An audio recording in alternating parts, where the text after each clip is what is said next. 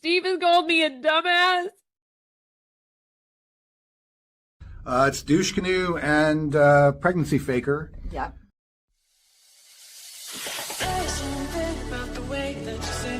Megan Fox has the story. Megan Fox. Megan Fox. Megan Fox. Megan Fox. Megan Fox, a national journalist. Mastodon. I will never be able to say that.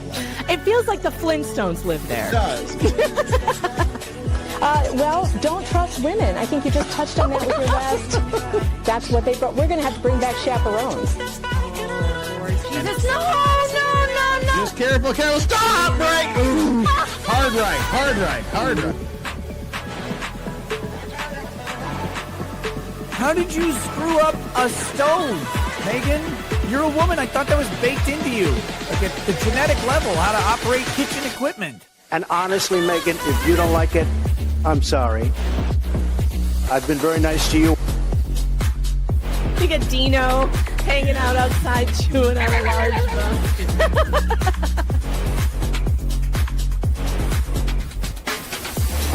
I highly recommend being targeted by the New York Times and Rolling Stone for weight loss. And I'd say, keep it coming. I need to lose 20 more. Please, keep it coming.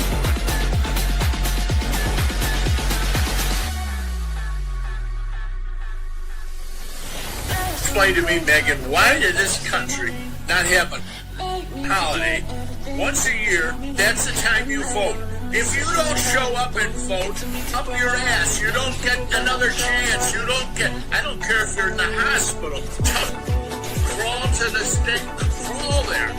But that's it. One day, 12 hours, and then you're done. And you count them that day, and that night, you know who the hell was. I will eat you alive. You want to tangle? You want to go? The only thing going through my head is, what are you going to do when Megan Fox runs wild on you, brother? He made a deal with the devil. She's the devil. He wants that. Oh, God. Gross! Oh! All right, penalty box for Slug. Yep. Of a mile. Are you ready to behave yourself now, Slug? This frustrating rep. Are you ready to behave yourself? Repossessed puppies? I'm hiding pork chop! ASAP! Have you seen his little pork chop? Oh my god, pork chop is the cutest. That sounds bad. Have you seen it? Pork is pork.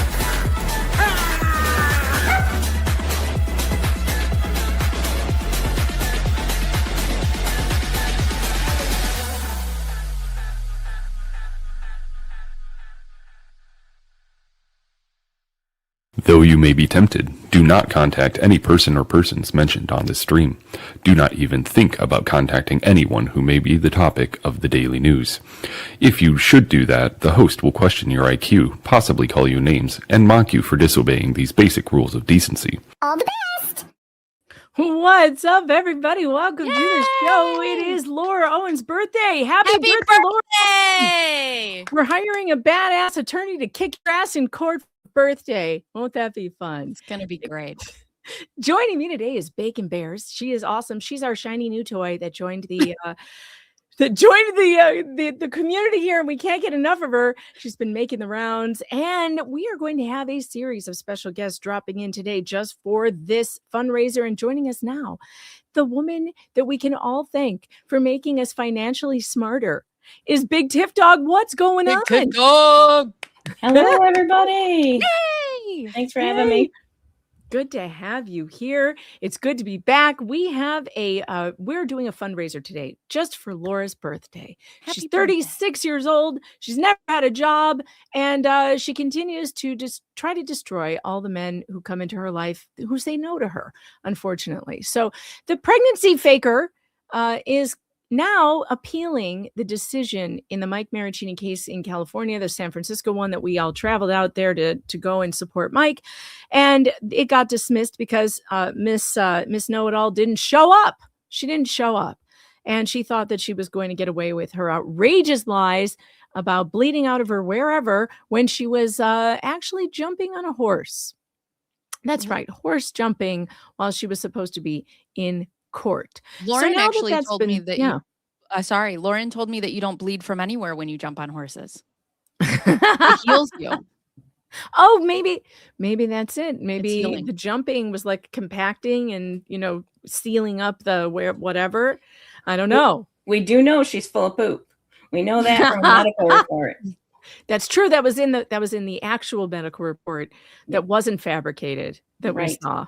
So she has appealed the decision, and unfortunately, that doesn't mean that she's just going up against the appellate court herself. She drags Mike back into it. So Mike needs to hire an appellate attorney. Now, you guys, this community is one of the most generous communities I've ever seen. We are starting this fundraiser at, let me show you, we are starting out, it is at $71,111. You guys, now, just so you understand, $50,000 of this has already been spent. It is already gone on previous legal battles with Laura. So he's starting to build up again.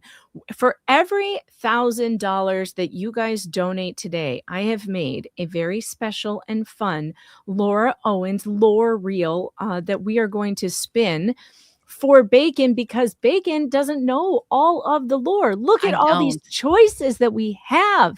In that wheel for me, Daddy. I want it.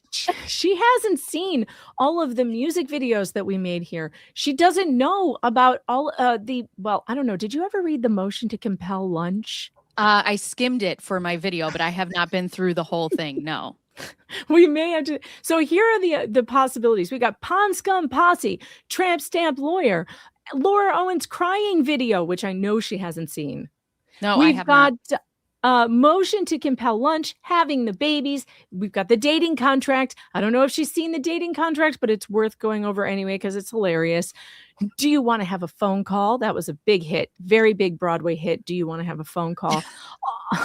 We've got the 13-minute All the Best musical on there. Minor Perjury. She Hired Fiverr. Breadstick Money. House of Prime Rib. Look at Me, Daddy. Gingras email reading. The dramatic Gingras emails. That should be fun. And let's see. Laura Owens has written a poem. That seems to be new. Right? That's new. The poem? Oh, yeah. Sorry, you're talking to me. Sorry, I was listening to Bacon, all of you. That's your cue. Yeah, sorry. Somebody sent me the fact that she wrote a poem last night. It's on the Plaid Horse. It is called For My Horse Show Mom. And we know she is a very established writer. And I'm very excited to read her poem because I'm sure it is quite profound. I'm sure. We'll have to make sure we have the right background music for that. So I will think about that. We're going to need something dramatic. Something dramatic. Yeah, I'll see what I can find. We got a random blog post, which I will let Bacon be the one to pick. So we have all kinds of fun things on the wheel. I learned my lesson last time. We did a spin every $100, and then I was drunk within 30 minutes. So that was a bad idea because I was doing a drinking wheel that day. So you guys have been so awesome that I know that we'll be able to spin this wheel a couple of times. Look, we're already up. We're already up to 71,336. Hey! Hell yeah. Look at this. Anonymous, thanks for the 100. Cindy, thanks for the $1,000 donation. Look at that. Look at these donations you guys are rolling in. This is really unbelievable. Teresa just sent 110 minutes ago. Taylor sent 50. Hellville sent 50. I mean, it's just, you guys are incredible, and I know that you can do it. Bacon, I got to ask you, because I'm sure somebody has asked you this before, but I just finally got a hold of you now. So it's my turn to ask you all the questions. Well, before you do that, though, I did bring a special gift. And I wanted to, gifts. Yeah. So I wanted to auction off something. And I thought it would be fun. It is my very real ultrasound that I will Adobe Acrobat the top and sign my name and send it to the winner. Excellent. So I found it. Mind you, this is from my son. He was 10 years ago, and that's how easy it was to find my very real ultrasound to prove I know exactly where mine is right now. My very real pregnancy. It has my real name on here. So my government name is not Bacon Bears, but so yeah, I will gladly alter it and sign it and send it to whoever wins. That's awesome. How are you doing it? Are you doing a drawing? How are you doing a winner? I don't know. I'm going to have to figure that out. I'm going to have to, I don't know. I didn't really think that far ahead. Oh, well, what you can do is you can go through the donations on the website because there's names on there, unless they're anonymous, and throw them in a spinning wheel if you wanted to. I will do that. Yeah, because you can go to see all when you're on the page, and you should be able to see it. People who, there's names on from here. Today's date. That's a good idea. And I'll put it in the wheel, and whoever wins will get that. Also, yes, I will add a Fiverr logo and perhaps a I'll lighten up the opacity, but maybe a Megan Fox very shocked face in the background. On my baby's face. I love that. Oh my goodness. Who is Lauren Lethal? Lauren says, who is Bug Tough Dog? I don't know. I don't know a Bug Tough Dog at all. Lauren, why aren't you in here? Flux, by the way, I sent you your link. Lauren can't come until 11:45 my time. She has a call. Okay. Flux, I sent it on Twitter, your StreamYard link, if you want to pop in. So I did send that to you. Who else was I supposed to send it to? Oh, no, Dave said he got it already. Okay. I sent it out. I was busy yesterday. Well, thank God. I need a you in my life because I was snail trailing all over the place. I didn't do shit. All right. So that means that we are, let's see, we are climbing up there and we will be able to spin the wheel. I'll tell you what, we're going to spin the wheel just to get it started off, just to give us something to do while the rest of you are getting in here. And if you're looking for the link, it is in the description of this video for the fundraiser. And I'm also going to pin it to the top of this chat. So I'm going to go pin it to the top of the chat. Those of you who are used to sending super chats and super tips, you're welcome to still send those, except if you are going to do that, please do go give to Mike first. Today is not about me. It's not about getting tips or whatever. I'm not going to stop you from doing it, but if you want to send one, please go send to Mike first, because we are trying to get Mike's legal bills paid. What this man has had to go through, and his family, by the way, his wife. Those of you who listen to the podcast, I'm assuming everybody here listened to the podcast. Yes. I cried multiple times, and most of it was when I had to hear Danielle Marraccini talking about the effect it had on their families. And that and their children. Like, I remember because Danielle said this to me while we were in San Francisco. She said, we have real children at home who need us. Yeah. Real children that we had to put with a babysitter multiple times, to come out and do these things. Real children. And this woman has just terrorized them over fake babies. Sorry. Fake babies over real babies. And I hate it. I just hate it. All right. I have pinned it to the top. I know, me too, Tiff. It's just hard to hear. I have also pinned it to the top of my chat, and I do have it set up through my Nightbot that if you hit !MM, it'll pull it right up in the chat and you can go directly to the link. I need you to teach me how to do that. So my God. Let's go. Go. I want an AI bot. I'm a gadget girly. Oh, I need this in my life. Yeah. I really do. I'm a whore for robots. So okay, Cynic Chief sent $2 and said, "Can we get Tiff to catch up on LP's bankruptcy?" Yeah, we will have to do that, Tiff, at some point, because there has been a lot of updates there. In fact, there was just a docket. This is a different case, Bacon, but there was a docket entry yesterday, I want to say, where the judge was like, just warning her lawyer, your deadline is approaching, and if you miss it, this is going to get dismissed. Don't miss it.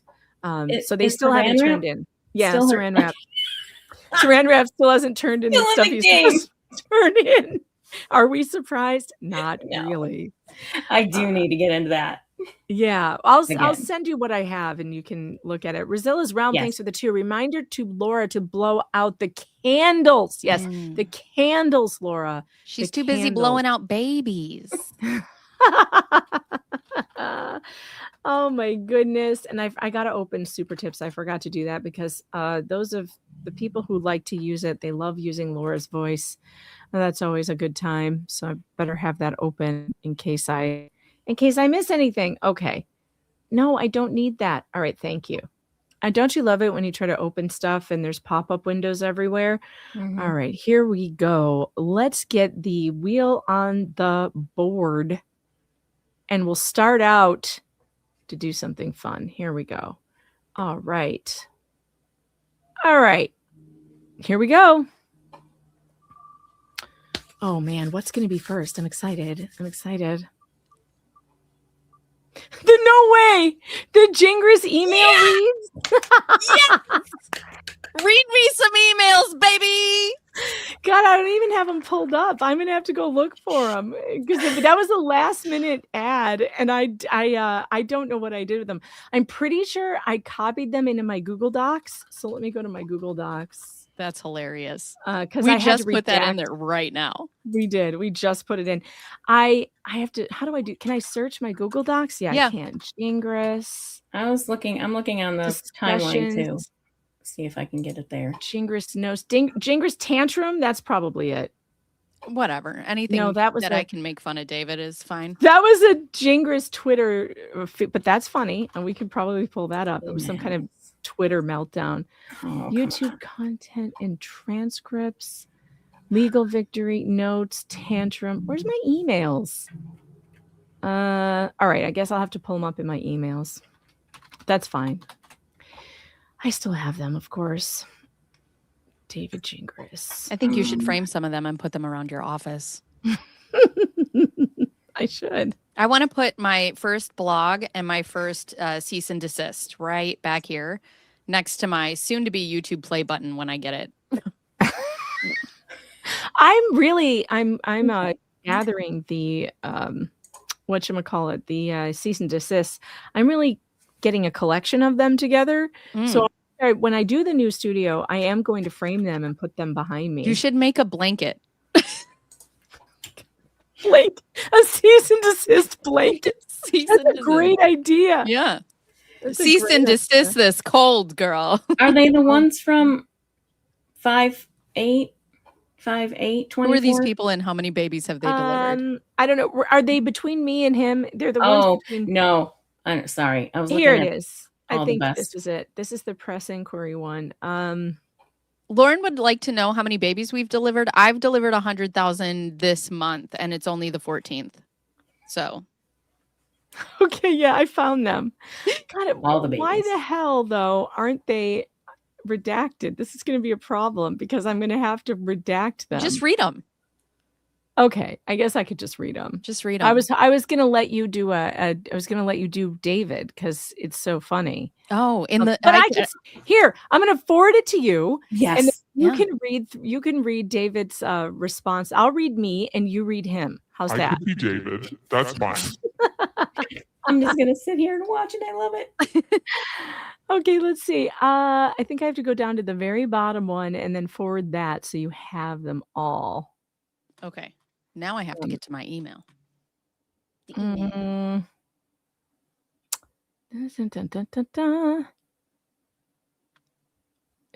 did you just say that babies are keto? The fuck? Okay, here you go. All right. And Bacon, if there's anybody copied in here, just forget that you saw that. I don't know anybody about anybody anything. As soon as information enters my brain, it goes right out. Yeah. All right. I just forwarded it to you. I think that's the whole thread, but if we come across like a section that's missing, I'll try and fill it in. Okay. Well, I got the StreamYard link. Let me see. Because I for sure forwarded this to a couple of people, like my sister. I was like, look, this guy says he's an attorney. Why am I not getting it? Oh, there it is. I got it. Okay. Okay. All right. So you got to go to the bottom. Here we are. Oh, all the way at the bottom. Yeah, go all the way to the bottom. And my first email to him, this all started when I emailed him on Friday, May 17th of 2024. Holy cow, we're almost at the anniversary of the David Gingras emails. Bro, the fact that you ended this with all the best. All the best. All the best. That used to be the voice that I used to use for Laura, which just because she's so annoying, but people got so sick of it. But I used to use this voice to read her emails, but it doesn't have enough vocal fry. Oh, my ears just blood. Doesn't have enough vocal fry. All right, here we go. May 17th, 2024. Dear Mr. Gingras Esquire. I added the Esquire. I know I'm a smart ass that way. I'm following up on an exhibit in Greg Woodnick's recent filing that was an email from you to him claiming that attorneys you opposed in other cases have lost their licenses and or ended up in jail. Please respond with the identifying names of those lawyers and the cases and case numbers in which these alleged events occurred. In order to report these new statements you've made, I need to do my due diligence and fact check those remarks. And then he responded at 3:14 p.m. Oh my God, of course it's a dissertation. Megan, I don't know much about you, but at least based on what I have seen, you're not a journalist or press. If you were, I'd be happy to answer your questions. Calling yourself a journalist is kind of like Hunter Biden calling himself an artist. What an asshole. In my view, you're not a journalist, you're a troll. And feeding trolls is never wise. But since I'm technically on vacation this week, here's a very short response. This is followed a short by response. 8 bullet points. This is a short response. It's a bulleted, pointed list. Oh my God. Bullet point number 1. I'm not sure the exact number of other cases where this happened, but in that email to Woodnick, I was thinking of 3 specific cases I've worked on where opposing counsel was later disbarred or otherwise lost their law licenses, which I am soon to do. I'm ad-libbing. That's not in the email. I'm ad-libbing. That statement is 100% true. Note, I never said that they were disbarred directly because of the cases I worked on, but in at least one case that was almost certainly true. Almost certainly true, which means it right. wasn't true. Right. But it was almost certainly true. Almost certainly. As true. much as Laura was almost certainly pregnant. All three of those cases are matters of public record. So if you're a journalist, you can prove that by doing your research and finding those cases. Without giving me any names or cases. Shouldn't be hard. It shouldn't be hard. Just search every Pacer docket in Arizona and also California where I might have worked over a period of 20 years. Right. Just search David Gingras and Snake and you'll find it. You'll find it. Oh my God. This is as easy to find as Laura's fetuses. One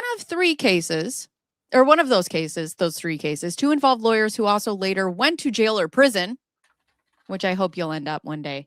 You know, to have 3 mugshots and not get there, wild. Again, public record, so should be easy to find this. Because I'm such a nice, oh my God, suck my dick. Because I'm such a nice person, here's one hint. And then I he like gives how Y is capitalized. Right. He gives a Wikipedia to Scott Rothstein. Uh-huh. That's a guy who was opposing counsel in a case I worked on who later went to prison. It had nothing to do with Gingras at all. God. I looked it up. Oh my God. If it really matters, you'll have to do your own homework because I don't do due diligence. Ad-libbing again. Let's see. To find their prior cases to verify this, there were 2 of them, both federal. Fun bonus fact, because he's on vacation and he's got time. Go find the name of the prosecutor who handled most of that sexual conduct with a minor case. Hint, Her name was Lisa Abushan. Mhm. Yep. Also disbarred. Clearly nothing to do with my case specifically, but still a fun fact nonetheless. And then he gives case text and for her. David Gingras, Esquire. And we have a couple of visitors here. Baby A and BBB. Welcome. Hello. You guys are dressed for the party. We are. We put on fancy shirts after our stream. I brought wine. Happy birthday, Laura. Happy birthday, Laura. Hello, Megan. Big Tip Hi, Dog. So ladies. nice to see you guys.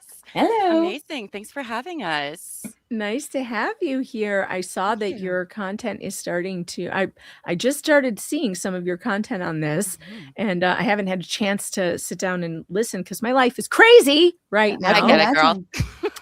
But welcome to the party. Welcome to the you. party, pal. Thank I you. hope you brought your bandages.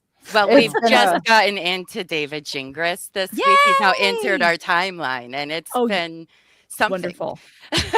So- Yeah, it's really something. He's really something. Let me tell you. Don't be alarmed if you get a cease and desist or some kind of crazy email from him yelling and Excellent. screaming about things. Oh. That he, because he's a dumbass, Mm. but he's Oh, our yeah. dumbass. At and the we, end of this, I think maybe we enjoy could it. trade them like Pokemon cards. Probably, right? Oh, probably we can compare. We compare. Are they like, like standard forms, or are they customized so that I feel special? Yeah, I don't know. Some of them may have more powers than others. We just don't know. We don't know. Oh, It'll my be very goodness. exciting. He definitely So will hate funny. us. David. All right. So moving on to my response to that email was, David, let's see, was this the same day? What day did I respond? I think the same day. It doesn't say for some reason. David, are you claiming that the prosecutor who went after you for the sexual misconduct case, which I have always reported was dismissed due to prosecutorial misconduct, but are you taking credit for her disbarment? I just want to make sure I'm getting this right and you're including her in that list. If so, how did your particular skills lead to that result? I won't be chasing down your random cases and spending all my time attempting to dig up what you're hinting at. It either happened and you can prove it, or it didn't, and you can't name them because they don't exist. I can look up the one you gave, but as far as I'm concerned, if you're not willing to divulge the other two, then my report is going to say Gingras refused to provide the names of the lawyers or cases he claims ended in disbarment or jail. So put up or shut up, David. You're the one who made the claim. Let's see the receipts. I'm gonna put put up or Bravo. shut up, David, on a t-shirt and sell it. Shut up, David. Good news. Gingras is on vacation, so he has time. Megan. Megan. Funny. His first line. This is why I cannot waste time responding to you. And then there's like 4 paragraphs. What the fuck? I know. This is why I can't waste time responding to you, because you aren't normal and acting in good faith. I'm not normal. He got that right, at least. I tell everybody when they join the Fox Den here, it's weird in here, but you'll get used to it. We're not normal. So he called that one accurately. To say someone is not normal and not acting in good faith, and you represent Laura Owens, is wild. I was going to say, Wild. nothing these people do is normal. Mm-mm. As I have told Dave Neal, I've done tons of media over the years, and I know what real journalists look / act / sound like. Trust me, it's nothing like you or Dave. But let me tell you something. As somebody who's dealt with lawyers, I know what they look, act, and sound like. It's And you are nothing not like one. this dude. It's You nothing are like not David that. Gingras. Nothing like David Gingras. Journalists have a code of ethics. Oh, fuck you. Fuck you. Journalists have a code of ethics. You don't. Journalists tell both sides of the story in a fair and neutral manner. You don't. I understand selling drama is what you guys do, and that's fine. But you do it in a totally dishonest and unethical manner, which is not fine. So, final message you will receive from me with 2 points, which I doubt. 1, no. I am not taking credit for Lisa Ashaban being disbarred. Never said that. No reasonable person would think that. I was just saying this is a funny coincidence. Don't you agree? This is why I sent you a link to the case that explains why she was disbarred. Read it. Quote, or in parentheses, if you can. And you will understand exactly what happened with her. Had nothing to do with me. Number 2, feel free to publish a story that says you think I'm not being honest about the other lawyers who went to jail. Publish anything that comes close to implying that, and within 24 hours, you'll be sued for defamation in AZ. Test me. As the saying goes, that's not a threat. It's a promise. And that's not a threat. It's a promise. Congrats, you're a dad. And don't say, I, quote, refuse to give you this information, because that is false. I told you to go find it and look for yourself. I told you to go find it yourself. Because that's not refusing. Right. It's not refusing. He told you could just go fucking get it. Go get it. I'm not going to get it. You get it. Because it's all available if you just take the time to look for it. If you choose not to, and you implying I'm not being honest, you're coming to AZ to prove that. Parentheses. And when that happens, trust me, I'll have the receipts I need. I know you think publishing lies is funny. It's not funny. Ask Rudy. Oh my fucking God. Ask Rudy Giuliani or Donald Trump. Goodbye, and don't email me again. I love that. I love the ending. Goodbye, and don't email me again. Goodbye. Goodbye. Goodbye. That guy. Wow. Now, where's my response to him? Because there is one. No, that's not it. That's amazing. I know I responded and I said, God, why isn't it here? I just love it. We don't post lies, but I'll bring false accusations to a court. You should have ethics, but as a lawyer, I have none. I can't waste time by responding to you, yet that's all I do. What are we doing? What are we doing? I don't know. My That is response fascinating. is not on this thread. Why is that? Shawnee said, I didn't refuse to give it to you. I told you to get it, and it is available. That is like giving it to you, right? So that's where I got that from. Right? Booking an appointment. It's the same as being a doctor. It's fine. The information is ongoing. He's going to give it to me at some point. I don't know. It's ongoing. In the form of homework. Oh no, fake Laura Owens is here. I see that. By the way, we forgot to tell you guys that we are simul streaming. Bacon Bears has this also live on her channel right now. So if you are a Bacon Bears fan, you can go over and watch on her channel as well. We're trying to reach as many people as we possibly can today, because we are raising money for Mike Marraccini, and I have exciting news, which is that we have hit the $1,000 mark. And so it's time for another, because now we're up to 72,236. So we're 125 towards the second 1,000 for another spin. So we've got one spin to do. But I got to find my response, because I think I said, David, I don't respond to threats. And as a journalist covering and you're a lawyer on a high profile case that I'm covering, I expect I have to reach out to you for comments, something like that. I said something like that. While you're looking for that, real quick, I do have somebody behind the scenes that has pledged to donate up and match up to $2,000. So, and then I had somebody in my comments who said that they were willing to match up to $1,000. So that's up to 3,000 in pledge. So if they come through and we've made the first 1,000, that's technically 2,000 to Mike. Yeah. That's awesome. Amazing. Awesome. Man, where is my response? Why isn't it on here? It should be. By the way, Big Tip Dog, I love your shirts. That's fantastic. I love it so much. Thank you. I got this at CrimeCon 2018, and I want to love go it. to CrimeCon. That's so awesome. I love it. It's one of my favorites. And it probably shows that it's one of my favorites. I think Megan should get one that says basically a journalist. Yes. I think all the rest of us should get one that says basically pregnant. Yeah. Oh gosh, so much content. God. Yes, merch. Oh my God, so funny. I don't know if I'm going to find it. This is so annoying. But the good news is that all the best, the music video is on the wheel. Mary so if we Smith, hit that, sorry, we'll Mary it. Smith, thank you for the super chat. She just said I'll match the other 1,000. Oh, that's so Wow. great. Wow. That is amazing. Thank you so much. I don't know if you guys can you hear my applause? There. Yes.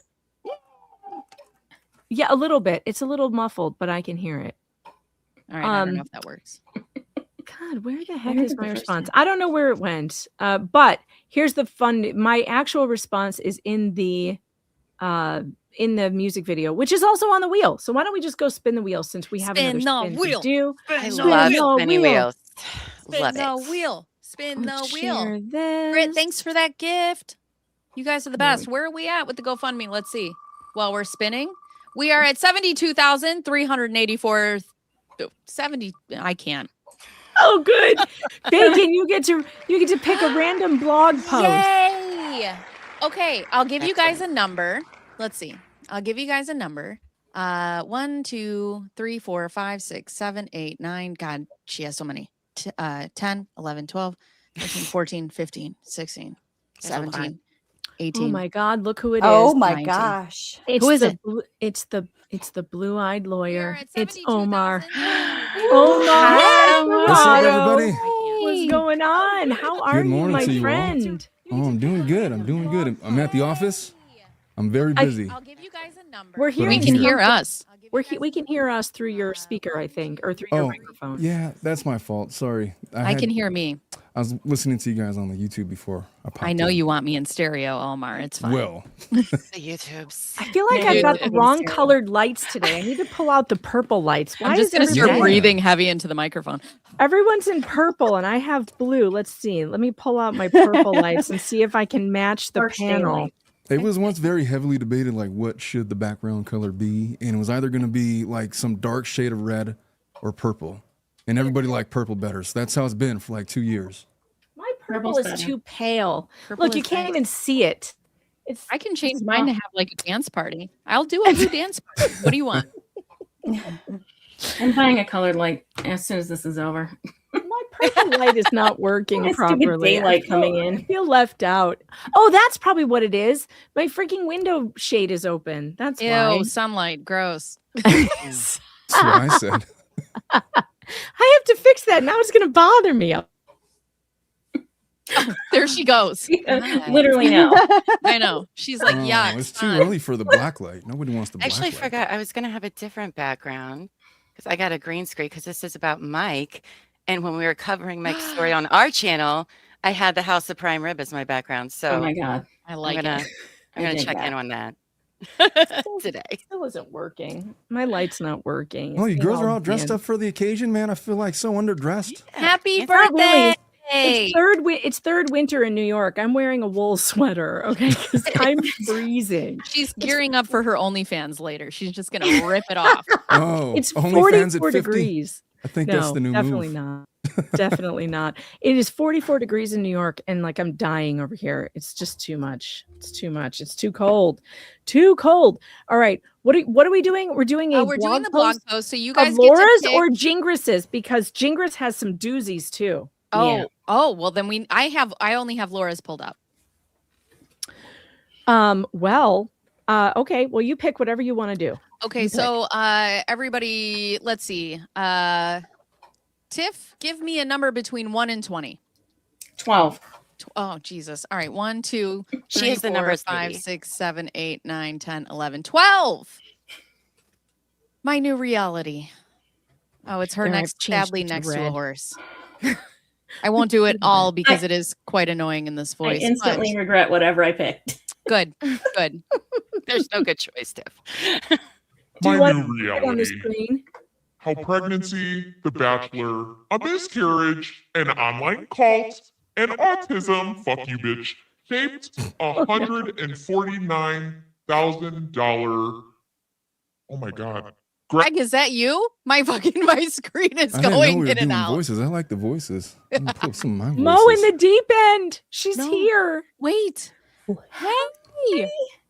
No, Hey, my Mo. thing is like going crazy. What's happening, Bacon? It's like it's flashing. It won't let me go down anymore. Yeah, the Blog demon post infect- is flashing. Greg? There's a Greg, is that you? Oh, God. You know, that Greg Gillespie, we just cannot keep him out of our computers. He's like a computer ghost. Yes.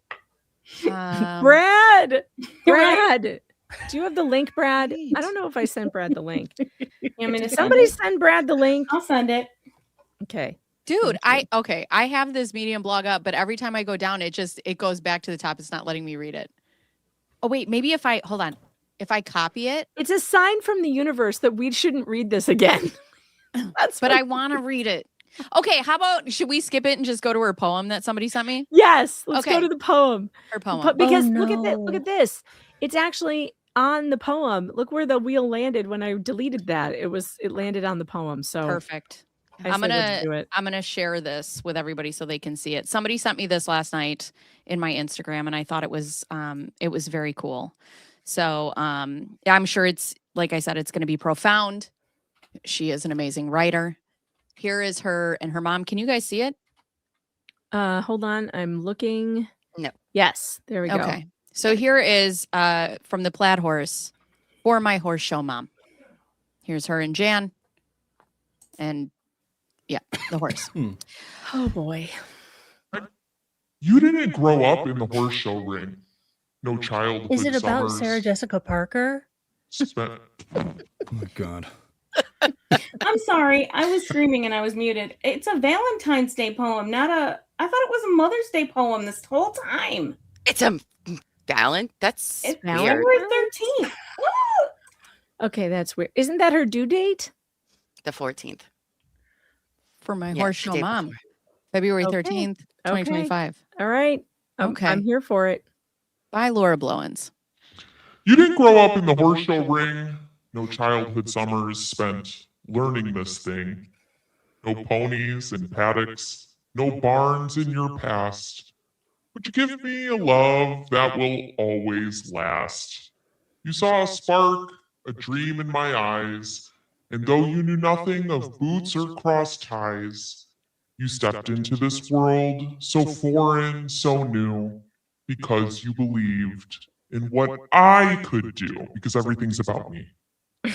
At first, it was lessons, just one day a week. You smiled through words that felt foreign to speak. 2-point, diagonals, and inside rain. You learned every phase, no matter how strange. All right, I can't. You This is Lauren. fucking with my ears. Next came the shows, driving thousands of miles for early alarms and exhausted smiles, for warm up rings to walk the course stress. You became fluent in this organized mess. You didn't know how to count strides or how it feels with a perfect distance in sight, but you stood by the rail, my biggest fan, learning the sport as you held my hand. Me. I mean, I don't want to be a poetry critic or anything, but isn't rhyming so 1945? Aren't we beyond that now? 1780s. It's no ice pentameter, but she is the poet that this timeline deserves. Listen, her mother is an award-winning journalist, and I'm sure she will be an award-winning poet. Mm-hmm. I'm Like sure. Greta talent level. Thunberg is an activist. We chase this dream from coast to coast through highs and lows, heartbreaks and hope, from thermals, sands to Wellington's trees. Oh man, is this a rich girl poem if I ever saw Wellington's it? trees.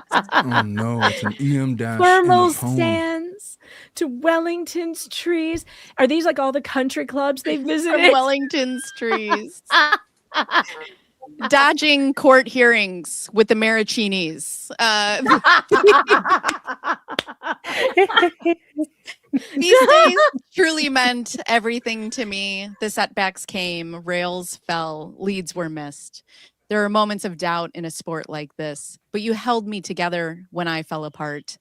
Your strength gave me courage with my Ravgen fart. Ew. Oh my goodness. The first time at indoors, it all felt so grand. The lights, the crowds, the pressure at hand. But as I walked in, ready to ride, I glanced at the rail and met your eyes. A tear blurred my vision, but I couldn't look away. I saw all the years that brought me to this day, the early mornings, the drives in the dark, when we sat outside a GI appointment and told Omar that he could have my GPS or surveillance if he wanted it. The rings where you stood, believing in me from the start. In that moment, the ribbons didn't matter at all, not the glory, the heartbreak, nor the judge's call. It was a reassuring smile, the pride in your face that reminded me that horse shows are our special place. Is this a love poem? Get to our Oh, it still keeps going. Oh my god. We're not done yet. It's not. The Iliad was shorter. Beowulf. The real epic poem. Oh, Because it's not God. just the writing. It's what we've been through. The best part of my life has been spent with you. As I reflect, it's so clear to see these are the memories that made me.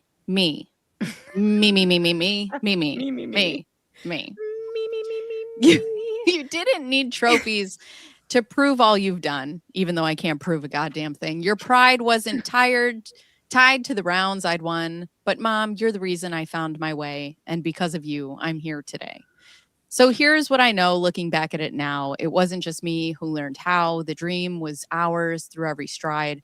And you, Mom, have been the best part of the ride. And there they are. That's Oh, quite a nice. sign off after all that romance. Yeah. Yeah, Oh, and there's so- no more. There's no Save more. your life. Thank God. Well, I here, honest- in case you were wondering, this is what Wellington International looks like. This is where the top 1% go to laugh at all of us poors. Don't show By me the way. that. I'm too poor to even look at it. My eyes are burning. I was about to say my hillbilly day pass, my Appalachian day pass does not let me see these kind of things. Like I'm lucky I'm allowed to go to a Target. Target is too fancy for us. It's too fancy. The debt we left in our wake can never be paid. You know, I don't resent rich people, but I do resent them pushing it in my face like this. I shouldn't have to look at you having all of this extremely rich fun. You know, like I just keep it to yourselves, okay? Keep it on the down low. Nobody needs to see How many this. times do I have to file for bankruptcy to get Right. to be this rich? Well, that's what I'm saying. Well, you have to have fake pregnancies first. Oh crap! Wait, you mean you can fake those things? Shit, six Apparently, times. all I got you it need is a wrong. crappy radio show in a major market where people think you're hot shit for no reason. I get irrationally irritated by this because it's so fake. Like, all it is borrowed money that they never intend on paying back. They're not. I know, right? Yeah, that's true. I mean, like it's just Ron lives on a black card, and who knows when the black card. It's a black card, and who knows when it gets paid or if ever. And they're just moving money around from here to there. All right, let's see. We do have a couple of super chats we should get to. Hey, I have Megan, to run can you- downstairs and get my water real quick. But before I do that, I did tell people in Discord, if somebody donates $100 or more while I'm here, I will send Clayton, without context, a photo of me with my juicy butt standing in front of a horse. I love it. For $100? Yeah, if I see $100 on Mike's fundraiser after the last donation that I just made, before I leave, Lauren, I will match that and also So send you, Lauren. You don't count because I'm just going to send you my butt anyways later. I'll be right back. Well, that's fine. That's what I'm saying. And I I'll will send send Mr. Alana Mo- with your butt. I'll send Clayton a picture of my ultrasound. I'm ashamed to say how many pictures of Lauren's butt I already have in my phone. I want Oh them. my. Give them to me. Right? There are several. You know, I'm surprised with the amount of followers that I have. I have no dick pics, no butt pics, no feet pics. I got Oh, nothing. well, Lauren will fix that immediately. Don't worry. Hell yeah. Schnitzel will also send you some highly inappropriate gifts. I have my eyes have been Good. burned by what I've seen from Schnitzel. She can send me some of her schnitzel. That would be great. Excellent. I did pin the fundraiser link. If you're looking for it, folks, it is at the top of the chat. Thanks, Toadette, for reminding me to do that. Cindy Lulson, thanks for the 5. You can have spoon flour, keep them all on fabric. I'll make the quilt if you do it. God, that's a great idea. What's Spoon Flower? I'm gonna have to write that down. It's a fabric website where you can put in custom images. I used to use it a lot, and Oh you'll my put whatever you Ross. want on any time of fabric. It's very expensive, usually when I was using it in 2017, like $35 a yard. So it's probably a little bit more than that, but you can put whatever you want. That sounds fun. I feel like I may need to do That this. sounds like I would be put on a list for the things I want to print. It's pretty awesome. John just said maybe if Lo goes to jail, she can be taught about what a haiku is. We are, by the way, we are only 569, which is unbelievable. $569 away from the next spin on the wheel. So make sure that you send in your donations to the Mike Marraccini Fund. And again, don't send me any super tips or super chats or whatever until you've donated to Mike Marraccini's fundraiser. IT Goatee Brad, thanks for the 2. Has Bacon never heard of your wonderful musical? I have, and we've only gone through a little bit of it at the end of one of my streams because people were like, you got to hear it. So I have not heard the whole thing. I'm very excited. Yeah, we just found out about it yesterday. It's on the wheel. All the best, all the best, all the best, all the very best, all the best, all the best, all the best, all the very best. I'm going to start twerking. Yeah, it is on the wheel. So if you guys keep the donations rolling in, we may hit on it next, and then you're going to get 13 whole minutes of a musical based on the emails we just read, and it was word for word, Bacon. I'm going to need some more Tylenol. I woke up with a headache this morning. Oh no. I'm going to need my migraine meds. This one's for you, Bacon. You want to read this one? DG may be disbarred directly from this case. Yeah. That's what's looking that's like. That's the goal, right? That's the hope. That's the hope. I have it on my vision board, actually. Thanks for the 5. Stop talking about my boy Gingras, Gingy, whatever his name is. Gringos. Bruce just became a member of your YouTube channel. Bacon, so you now I have have to a kick Bruce Bruce the out. Moose. Actually, he brings too much logic, and my brain can't handle it. You're out. You're out, Bruce. Sorry. Bruce, where are you? You have a link. Why aren't you here? Don't you have a link? Lauren, did you see what I said I would send Clayton if you sent him a picture of your butt? No. If you send him a picture of your butt, we can piggyback off of that, and I'll send him a picture of my ultrasound. Wait, it has to say on it having the babies if I don't hear back tonight. Is it real? You want to come find out? I'm going to auction it off, and I'm actually going to Adobe Acrobat the top, and then I'll sign the bottom. And I'm going to put a Fiverr logo and a picture of him. I'm going to send you a screenshot right now so you can show everyone that I actually did it. Hang on. All right, you already did? I need to see this. Look at all these haters on my stream screen. where I was supposed to auction off. My tie. This is the tie that I was wearing when I did my first LO video. This is the tie, and I was going to auction it off. But I don't remember if it's this one or like one in June. There's like 2 of these that I was contacted about. I don't remember which is which. Are you going to sign it? And do both. No. Oh. I suppose I can. Here. Sign it. I'll sign it then. You have to sign it. Yeah. All right, And you got to spray it with some cologne. Totally. Oh my God, Lauren. Where did I get it? One screen. Where did I get it? Hold on. I have to share this. Lauren, this is what Lauren did. God, you're such a And you got to mess. put a kiss on it, Omar. You're such a mess. I love you so much, Lauren. No. Look at this. Bravo. Look at that cake, Lauren. Look at it. Yes, hey, handsome. girl. I'm back on the market with a budget of at least $40. Lauren be baking cakes for Laura's birthday. That's That is a lot of amazing. cake. Nice That's so beautiful. ass, by the way. Nice ass. It's Mike's mom's birthday, by the way, guys.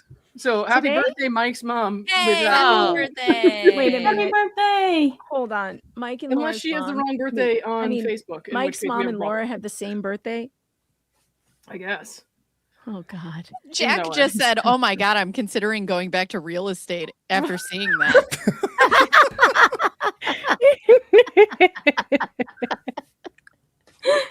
Fake Laura Owens, thanks for the 5. Look at this. All my haters on one screen. That's right, Laura. Fake Laura Owens, thanks for the 5. Mommy says, every day is my birthday because I'm a princess. Yeah. Jack, I'm considering becoming one of those horse girls after seeing this. And I could do those weird things where they hop over the equestrians, but without horses. Like on the stick horses? Yeah. But I'll be the horse. Wait, is Schnitzel here? Oh, Schnitzel's here. turned Oh my away. God, Schnitzel, I'm so sorry. I didn't see you. Oh my God. Oh, Jesus Christ. You're doing that again. Okay. What a start. We're all drooling over Lauren's ass. Omar. Omar. I know. I said over it. there. I said in the chat I want to spank that. Let's That is go. not my butt. All the cake? That is an AI generated butt, just for the record. Well, it Megan looks see my nice. real butt. She can compare. Don't ruin the fantasy. Yeah. That Why is would you not ruin the AI fantasy? generated. I've seen your butt. It looks just like that. Okay, well, I did not make that photo. Let's put it that way. Somebody else did. I can't take credit for that artwork. It's fantastic, and I love Also, it. horses kind of scare me, so I wouldn't be that close to one again. Mary Same. Smith, thanks for the 5, says, I will match the other 1,000. Unbelievable. crazy. You guys are so Yeah. awesome. And Fake Laura Owens, thanks for the 5, says, match, match, match, just like my twins' DNA. Fletcher Boy, thanks for the 10. Megan Fox, I'm going to play golf. You need Ricada to derail the stream. Oh, we don't need him to derail this stream. It's already stream. gone. We can derail it all by ourselves. Margarine Muskrat, thanks for the 10. OF, but is just Bacon reading emails from my least favorite coworkers in that voice. I can read it in whatever voice you want. John, thanks for being a member. All this could have been a haiku. Palomopicus, thanks for the 5. Wellington, I was there. Well, okay, I was a horse and it was a previous existence. John Pagadillo, thanks for the 5. Maybe if LO goes to jail, she can be taught about what a haiku is. Do they do that in like Martha Stewart jail? I think you have to go to Martha Stewart jail, like the white collar. Yeah, like Corey Richens, she's at home Googling, what are rich white prisons? Kitty meow, thanks for the 5. Megan, what's with the turtleneck? Bacon has put you to shame. How can this be? It's because I'm freezing. It's 44 degrees, and I didn't know bacon was going to be all boobalicious, or I might have tried. But Listen, I'm cold. I only know one way of getting money. Okay, and they're the last things I got left. This is it. This is it. No, I wanted to dress up for Laura's birthday. It's a special occasion. Happy birthday. I'll tell you what,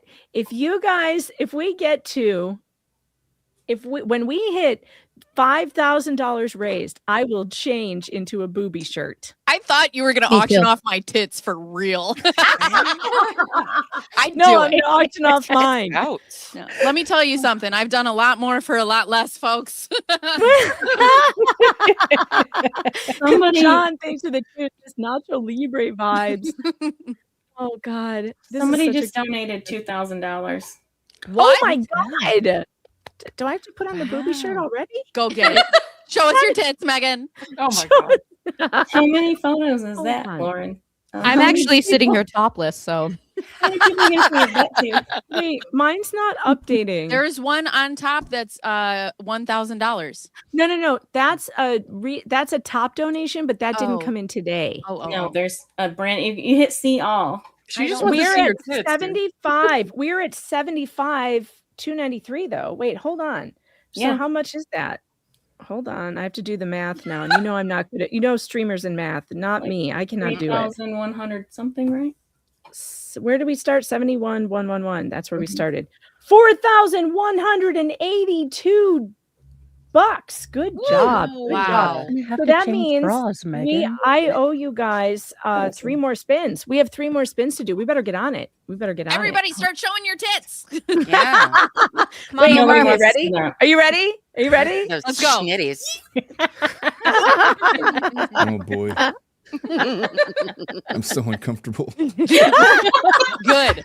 I'm wearing a shirt, Omar. It's a shirt under here. How do we put Omar in the middle all like of us Brady pics Bunch? are Laura Yes. Oh, Owens. that's easy. Here we go. Let's put Just drag Joanne him. in the middle. Yeah. The twins. Oh boy.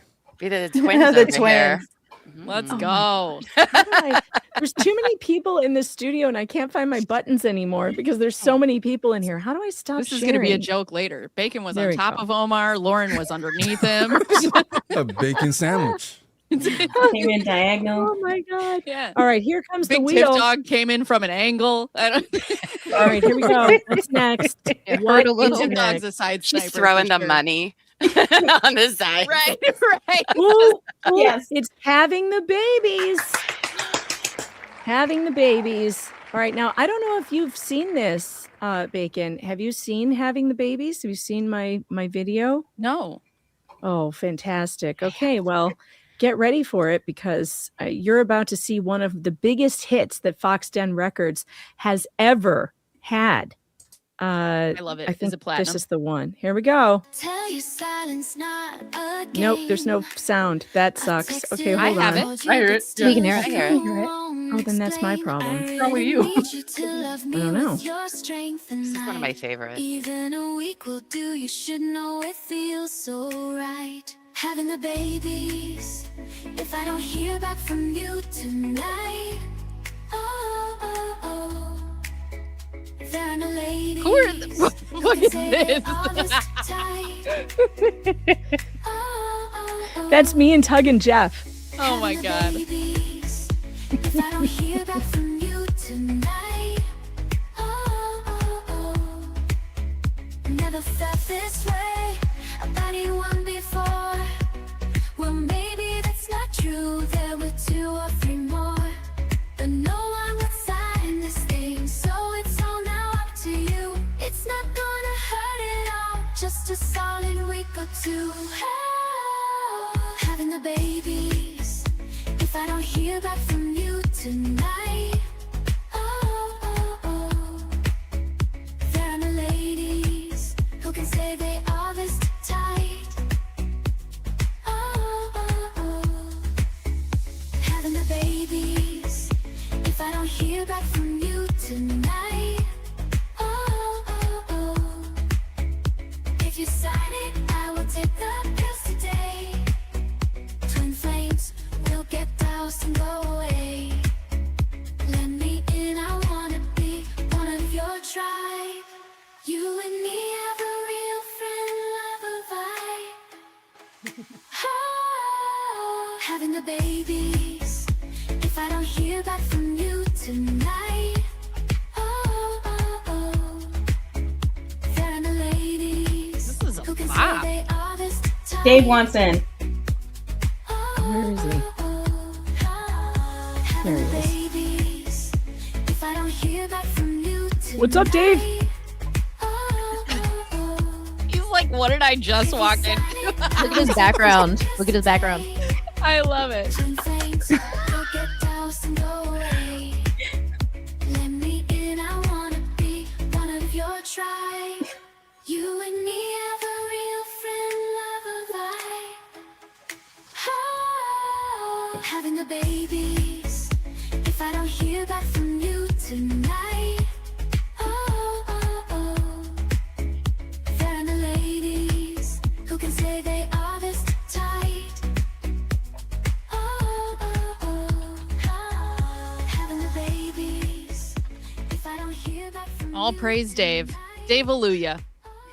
What is this Hollywood Squares bullshit? I mean, I got a phone call that we were auctioning off tits, and then this is. He showed up for tits. Amazing. It's 40 years and older tits, though. It might not be your Right. genre. Yeah, the It might Kelly not Blue be your Book value My is cholesterol is spiking looking at bacon bears over here. What's going on? I brought my ultrasounds. Do you want them? Yeah, I was please. going to send them to you in an email. I would love that. Okay, perfect. And another $1,000. Jesus. Yay. Wow. Another Nice. 1,000? Oh my god, we better get to the wheel. Oh my We god, gotta get what's to the wheel. I feel what's like we're all going to next? have to take our shirts off. We're I doing it. know. Like, what is happening? And by the way, I said I did not say I would take my shirt off. I said I would change it. Hey, tomato. All right. The details, Megan. The details. They're not important. All right, here Laura we go. Owens also said she was pregnant. I don't care. Oh, are we gonna get the dating contract? Oh, Yes. Yes, dating contract. All right. The problem is I have no idea where it is. I'm assuming it's on Victims of Laura Owens. Let's see. What do you need? I was gonna say, or it's on the Padlet. Yeah, but I can't search the who can do that for me right now? I can't search a Padlet. The Padlet's easier to navigate now, but yeah. Somebody find the dating contract, and we'll just screw around until then. Dave, how you doing? Good. I was late here. I was in line buying my Trump mobile phone. So. Oh my God. What's a Trump mobile phone? Yeah, they just came out. You didn't see them? Is it just like when you go to answer a call, does it just scream insults at you? Oh, I have a nice clean copy. Stupid. Can I put a link in the private chat? There you go. You can, yeah. Here's Awesome. a link in the private chat, Megan. If It's a good clean copy. You're incredible. The Padlet is incredible. All right, here we go. We've got it right here. Let me move it over to the other screen so I don't cut myself off. All right. Oh my God. Laura Owens, dating email and contract transcription. Clayton, I was going to ask you if you wanted to read the article I wrote before submitting it to the Huffington Post, but I know you won't respond. So I'll take it that I have your permission to send it in as is. Oh my God. You won't respond. So clearly you agree to this. I see how this works. Before I do that, Emperor, prior to your work getting involved with withholding income for child support, I want to ask one last time about the agreement. I've added a few things to it that are in bold. Here it is. Version 4, relationship non-disclosure agreement. I also contacted another abortion pill company who said that we could still do it at this point if we wanted to. You haven't and aren't putting pressure on me to do that, but it's really important that we talk about this if you don't want to have the twins with me. Your behavior leads me to believe that would be your preference. So you need to say something if it is. I will not hold it against you whatsoever if you sign the agreement. If you don't, that's fine, but we are having them. I just wanted to have a fresh start and remove all of this animosity from the picture. We need to be making smart decisions right now, not ones driven by emotions. Neither one of us wanted this, but it's happened. We need to make smart choices. If I don't hear back, then fine. We can continue like this, and I will submit my piece to the HuffPost. But your unresponsiveness is getting you nowhere with me and will get you in trouble with the court. Please simply consider the agreement with all the modifications. It's written entirely in your favor, not mine. All the best. All the best. Contract attachment. Here are the changes. Terms of the agreement. Wait. This is legitimate? Yes. She really sent that. I knew thinking you it was gonna hadn't be seen this. enforceable. No, I thought the contracts were the emails that she sent. Like, if you don't answer me, I'm gonna have this baby. No. She sent an actual contract. Oh, you're in for a treat. You're fucking lying to me right now. Megan, I'm just pissed off that you could fake pregnancies. Here I did it 6 times the real way. I could have faked something on Fiverr. What the hell? I'm over here like Nick Cannon doing work like Elon Musk. And I could have faked this crap. I'm the opposite. I've had 2. I'm trying to fake that they don't exist. That they're not here. Sorry, my laugh is awful. No, this is not real. I don't believe you. I have not gotten this far yet. This is real. This was an attachment to an email. You must not have seen this.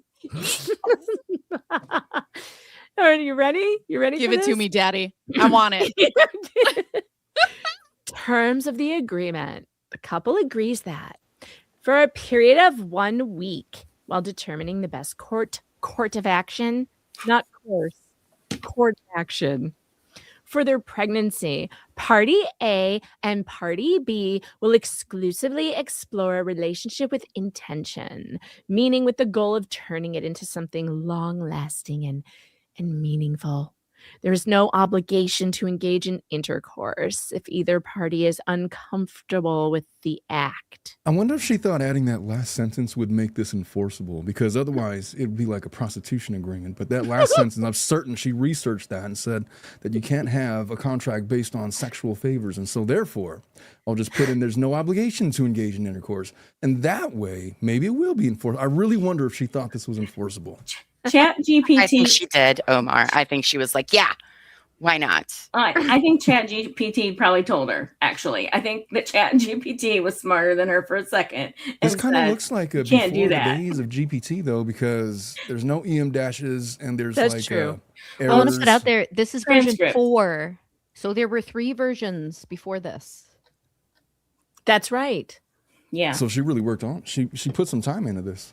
How do you know there were more versions? She sent them? Well, it says version 4, relationship non-disclosure. And I know that there are other. I sent it in the chat, Megan. I don't know if you want to look at the original email, but yeah, and also Clayton has some of the other ones in his email. They just weren't submitted as evidence. My brain hurts. This is so good, though. Oh my god. I'm gonna have let's take turns reading these. I'm gonna send this to my husband and be like, "There's no obligation for intercourse." Oh my god, my husband would probably love that. I just send him Nancy Pelosi's cleavage. Shut up. No, I do. Just randomly, because he makes a terrified face, and like, being married to me is like being harassed by your favorite, bully. I'm very Irish like that. My love is sarcasm. When I get on stream, I send my husband like whatever we're talking about with this, and all he says is, "I want a Tony Robbins with you." Oh no. I'm going to write a contract that says there will be no Tony Robbins ever in this house. From the date that this agreement is signed until 1 week after, no action whatsoever will be taken in the absolute bullshit paternity case I filed against you or in any family civil or criminal court case. Party A and Party B agree to take a paternity test with the lab of Party A's choice. Funny, that's what I call my tits, Party A and Party B. Hey, we're baby A and baby B. Me and Buffy. And we'll schedule it in within 24 hours of when this agreement is signed. After the paternity test results come back, providing Party A to be the father of Party B's twins, then Party B will execute you. Execute a HIPAA release. Okay. For Party B I was just seeing if you were paying attention, to discuss the pregnancy with any of Party A's providers from the date of conception, May 20th, through the end of the pregnancy in February of 2024. If a joint decision is made to terminate the pregnancy, then Party A and Party B, now all I can think about is Bacon's boobs when I say Party A and Party B. Thanks a lot, Bacon. That's my goal, is to infiltrate every one of you. So you think about my tits all the time. All the time. The Party A and Party B. Schnitzel's like, in. I've been putting that on my W-2 for like 2 years. It's a side hustle. I don't recommend it. It's part of your identifying features in your driver's license. It's full disclosure, though, so. But did Dave just drop out? He did. Yeah, he said he had to go film. Oh, he had to go film. Well, we love you, Dave. We love you. Thank you for being here. I love you. I think that Lauren should bust out her milk tits that she has. She has a milk tit. She has a cow tits shirt. That I saw once. She knows what I'm talking about. Horseshoes? I don't know what the fuck you're talking about. Clown tits. Well, then I totally misinterpreted what I saw then. Well, I don't just break out my tits on command, Omar, so I'll think about it. They're all milk tits, but okay. Not on command, only when you're least expecting it. We forgot to show Dave Lauren's ass. Oh no! Damn Okay, it! no, wait, no, I'll send it to him right now. No Send it context. to Dave. No Send context. that to Dave immediately. I'll be right back. I have to go get Tylenol. I'm dying. Oh my goodness.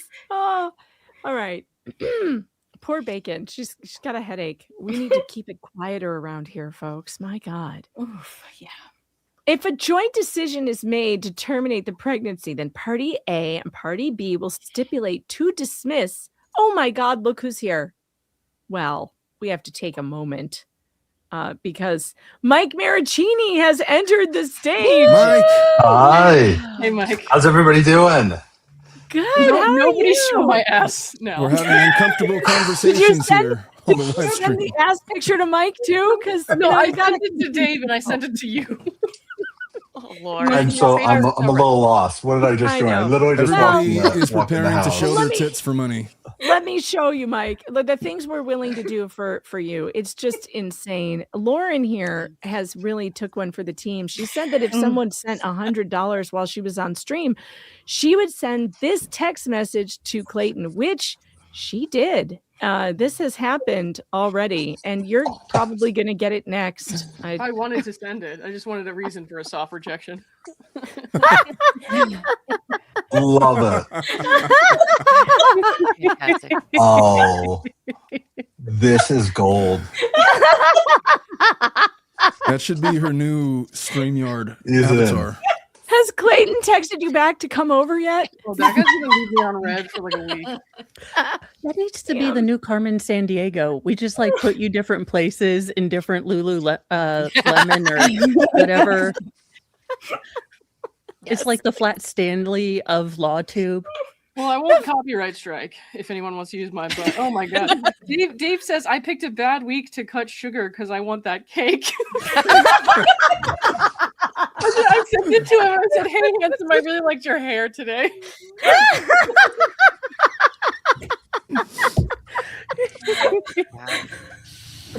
We can't be All right, friends guys, anymore. we have reached $5,282. I am losing track of how many spins I need to do. Let's see. I still need So to do. many. I have 3 more to do. So we have to do. I'm putting 3 marks Oh on my here so I God. know to spin. We had 3 some more to pretty big do. ones. We had 2,000, 1,000. And I will Oh be my changing my gosh. shirt at some point. I will be changing my shirt because the chat's very disappointed that there's no shoulder action. So I will do that. I did save $5,000, and here we are. Mike, how are you feeling? How you doing? I'm in shock right now. I still cannot believe the support that I'm receiving. It's honestly, it's so. It just blows my mind, to be honest with you. Like that, there's all these individuals out there that are coming forward to not just help with the monetary side of it, but the financial side, but like the words of support. Like every day, I'm getting things sent to my email, sometimes to my work email. I would prefer that doesn't happen, but you know, I like the words of support are so great. And I'm still in shock. Like I sat and I was talking with Danielle a couple of days ago, and she had no idea that the GoFundMe had skyrocketed from, I think it was like 55,000 to, I just pulled it up right now to 76. Essentially 77,000. Yeah. And I'm in so much shock. Like, and Snitchell will tell you this, like I debated not even ever starting a GoFundMe because I was I'd never want to ask for help, but just seeing the support that I've received is just I said it's there. absolutely- You do it, and people want to help. Well, yeah. Bacon I mean, is back but in. Snitchell, you remember I went back and forth with you for weeks before I even started this. Oh yeah, but I'm yeah. You so- did. You were very against it. Yeah, but this is just the outpour of support has been phenomenal. I'm so appreciative of everybody. So that's long-winded answer for you, Megan, but I'm blown away by Well, this. I'm so glad. It's good to see you smiling, and I hope that Danielle is also smiling because, look, you're at the forefront of like this epic fight with her that has to be won. Like this is not a fight that that any of us can afford to lose. We've all been personally hurt by the crap that this woman has pulled, because it's not just the people, like she's hurt you guys horrifically, right? Awful. But she also hurts justice. Like she hurts the whole process. So every single person who's been following this case is harmed in a way, because you're harming every time a person in our audience has to go and report something. It's more, they may be disbelieved because of the shit that she has done. Every time someone has to use the court system to file a paternity case in Maricopa County, are the judges now going to be looking at them like, well, I don't know what, I mean, you know what I mean? This woman has hurt justice for so many people, victims of sexual assault, people with autism, people with, I mean, it's beyond blaming everything and everyone for everything that she's done instead of just taking some responsibility. And we can't let that happen. We just cannot. And I think that this community has followed this for so long. We're going to see it through to the end. And that means however many freaking appeals she's got up her sleeve. No. Happy birthday, Laura. We're hiring a kick-ass attorney. Yeah. To give people some perspective too, just real quick, because look, litigating against Laura Owens is it's not that it's exhausting. It's just that she will exhaust every possible conceivable legal maneuver that she possibly can. She will run up the bill. She'll have her former attorney, jump in there and file intervener motions just to throw things off and interfere with things. She's already filed an appeal in this case after the ADA accommodations was done. She filed a writ to try to continue the November 5th hearing, and that got denied. And that happened without anybody realizing it was even done until it was denied. And so now she's filed this appeal, this new fundraiser it's not, I say new fundraiser. The money that's being raised today is to help Mike in his fight on the appeal. One of two things is going to happen. She's going to file an appellate brief. Whatever's in her brief is necessarily going to go to oral arguments. My understanding is that in California, like 95% of these go to oral argument. Yeah. So he has to prep for that. And like the quotes that he's getting, like it could run anywhere from $30,000 to like $100,000 to have to fight this on appeal if they have to, litigate the appeal, meaning filing the briefs and all whatever motions need to be filed, however they need to oppose Laura, and prepare for the oral arguments, which is the hardest part because you have to know the case law frontwards and backwards in a way that you're able to withstand scrutiny from the appellate judges that want to hear your side. And one wrong argument can maybe give Laura a thread into possibly getting the dismissal, which would have the result of necessarily taking us back, just hypothetically speaking, taking us back to where we were before November 5th when the DVRO renewal was in place. Which how that works, I'm not sure how they would do that because they'd have to reinstate something. And so, look, there's a lot of things to consider, but his fight against Laura Owens, as much fun as we're having, is very serious. And Laura Owens, and for whatever we know or we think we know about the strength of her arguments, she should not be taken lightly. And you have to prepare for the absolute worst, every conceivable possible maneuver, because it's coming. It's all coming. And you just have to know that and be ready for it. And so that's what this GoFundMe, these extra contributions are about right now. Omar, I have a question for you. Going through this and going through the appeals, what are the chances that Laura would be required to pay Mike back this money? It's going to be, it depends. There is cause for her to pay just because she was the losing party in the DVRO. There's other reasons for that. But ultimately in California, there's another discussion that has to be had, which is, does she have the ability to pay? Obviously, she's filing a bankruptcy this afternoon. I guess there's going to be a hearing whether or not her BK stipulation is going to be finalized or not. She has represented to courts that she's indigent. She has applied for and received fee waivers in various different courts, I believe, including California and in Arizona. At one point, she was being aided in her investigation by the public defender. However, the BK investigation has brought to light that maybe she's not been so forthcoming about her finances. And so what we really have is perhaps a circumstantial case that she's not truthful about her finances, and she probably has more assets than she's letting on. And that's going to be up for the judge to decide whether or not they award Mike attorney fees based on the DVRL renewal. But that's... And this is a big difference from Arizona to California, where in Arizona, they can just grant the money, like that you have to pay the money. But California, like you say, you have to kind of be able to prove in a way that the other party can afford to pay those costs. Yeah, to the point where like lots of times for these fees motions, we don't even bring the fees motion because like, what's the point? She's not going to have the money to pay anyway. And that's usually verifiable. With Laura Owens, it's all ethereal. Like it's all, smoke and mirrors. She's poor and she's indigent, but she's competing in these horse show competitions that necessarily cost hundreds of thousands of dollars to maintain and compete in, and has access to all of these other things that she has. She's litigating on multiple fronts. I mean, not just the DVRO, but there was Rob's thing, there's the criminal case, whatever else she's involved in, obviously the bankruptcy stuff.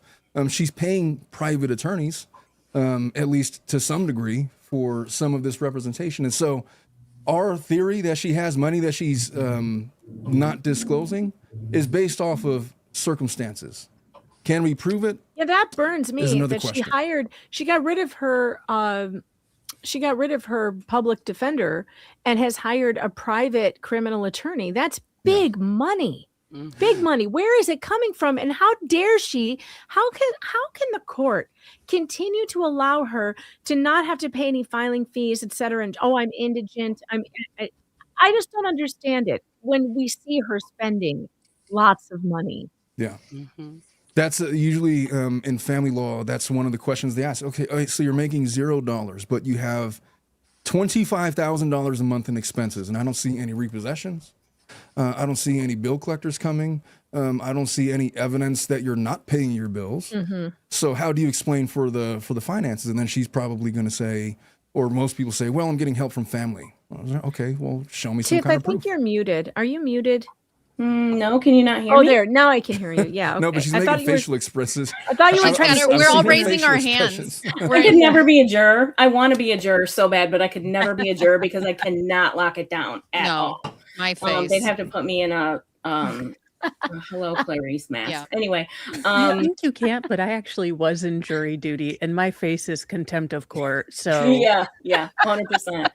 But yeah, no, they play the shell game with their money 100%. I mean, the parents haven't paid a mortgage payment, as far as I know, since March of 25, and that was barely. So no, excuse me, February, I guess, because March is due.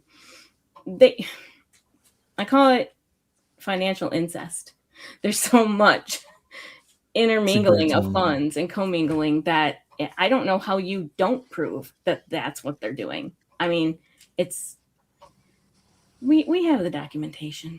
Well, I think she's at a point that she's bit off more than she can chew, and she's just blazing it all the way to the ground. If she doesn't go for the trial for Clayton and Greg, it's going to be something else that gets her. Yeah. Happy birthday. Yeah. Well, I want to say something. Can I? Of course. No, you cannot. No, sorry. So Buffy and I are very new to everything. We've been in this for 3 months. We've already covered the first part of your story, Mike. And I know everybody here has been around for years. But as a new person coming in, I just want you to know that people are really resonating with your story and what you've been through. And it is, everybody is taking it very seriously. And our support for you, all of the guys and additional victims. But, I just want you to know that as like a new person coming in, being like, holy shit, what happened here? And let me ask you something, because you are new to this. And when you saw this, I know that Mike has fears that because of the stuff that's out there, someone will believe that he's this monster. Was there ever a moment when you were like, well, yeah, me either. Not at all. And we have not covered, because we're doing the full timeline. We have not gotten to, we haven't gotten to Clayton's trial yet. We just entered Gingras. But when we were reading those texts and emails from Laura to you and watching her, as Megan said, so many other people are affected and offended by the things she claimed, but to watch her manipulate you emotionally in real time and take advantage of your good nature. Because listen, I have said publicly on both Buffy and I have, like, Mike, Greg, Clayton, we all would have responded way worse than all of you. Yeah. But no, honestly, like your story, because you were the one that was with her for the longest, but so many of us that have been in relationships with people like that saw it exactly for what it was. And, we're sorry, because all of this, even still now, it shouldn't be happening to you. And it's very disgusting that she's still continuing on with you. And to hear your wife explain things on the podcast, it was just so beautiful. She's a beautiful person. Congratulations. Yeah, thank you. Yes. Well, Glad you found happiness. I would listen to her talk forever.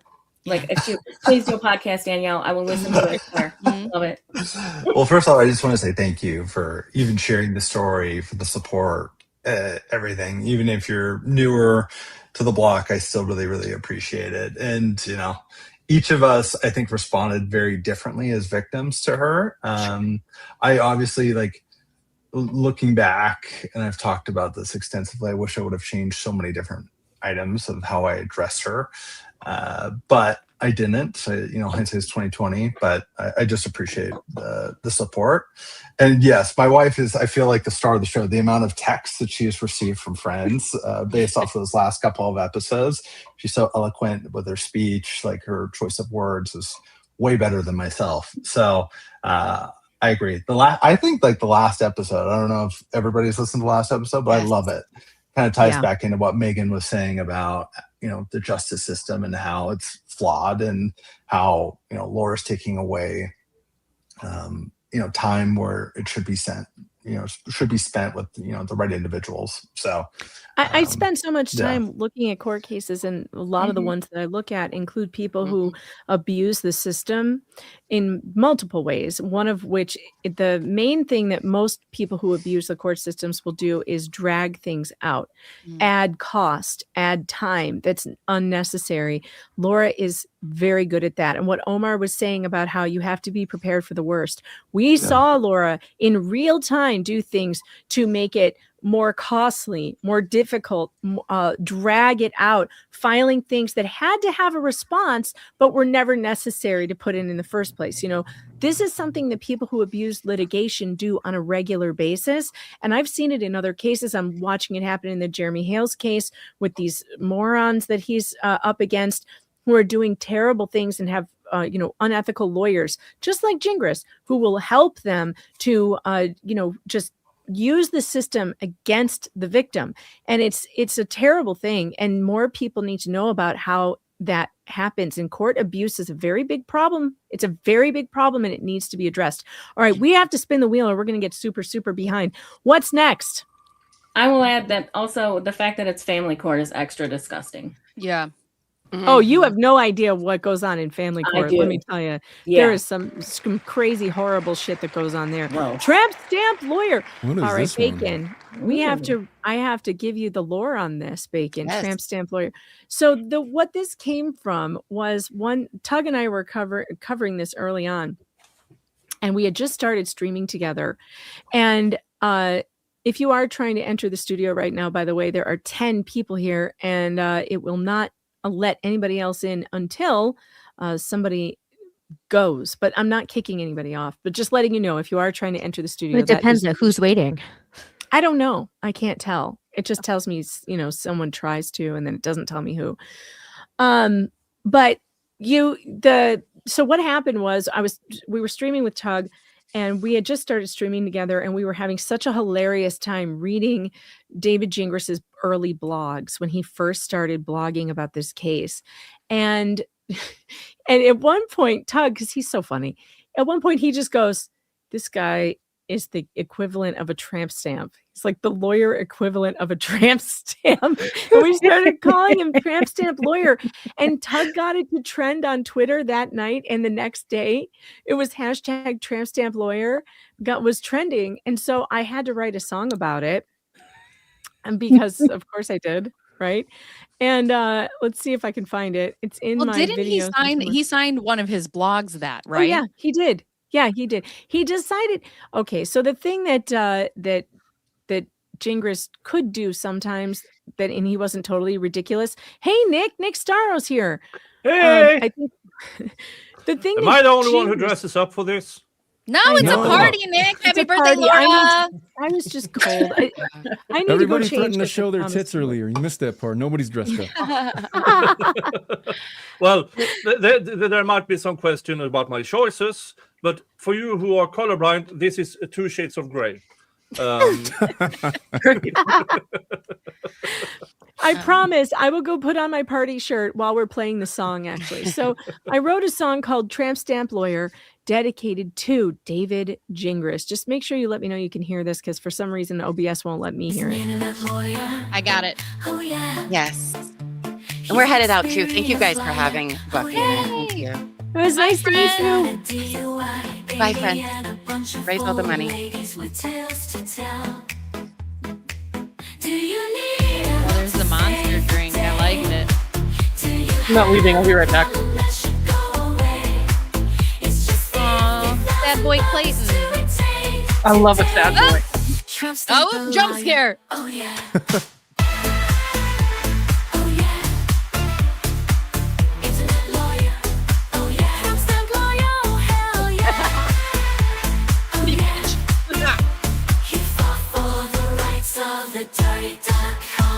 To lie about teens and even their moms. There's a string of suicides, ruined lives. Go get fucked, special ed, he says it's fine. Tramp stamp a liar, oh yeah. Dishka little lawyer, oh yeah. Hashtag a lawyer, hey yeah. Did you go out on a foul player? Did you blow your chances with shady behavior? Did you stalk and lie about a couple of babies? Call Tramp Stamp Lawyer. He likes crazy ladies. You've never read Emotion. Life is your job. You're writing rainbow markers and fucking blame Trump. Hashtag yikes. Texas yuck. Motion denied. Just bad luck. Oh yeah. Internet lawyer. Oh yeah. Tramp Stamp Lawyer. Oh hell yeah.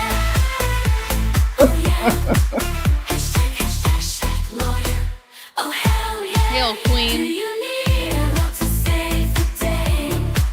Do you have a problem that should That's her right now in the casita. It's just $50,000 Right. to retain today. She's like, but it's my Tramp stamp the birthday. liar. Oh yeah. Oh yeah. Internet lawyer.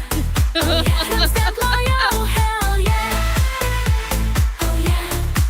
Hashtag lawyer. Legally, I know that doesn't make any sense, but that is irrelevant. If I go It's on, not irrelevant. it is You know absolutely it. no. That It is not irrelevant. You know it. Hashtag yikes. Texas yuck. Motion denied. Just bad luck.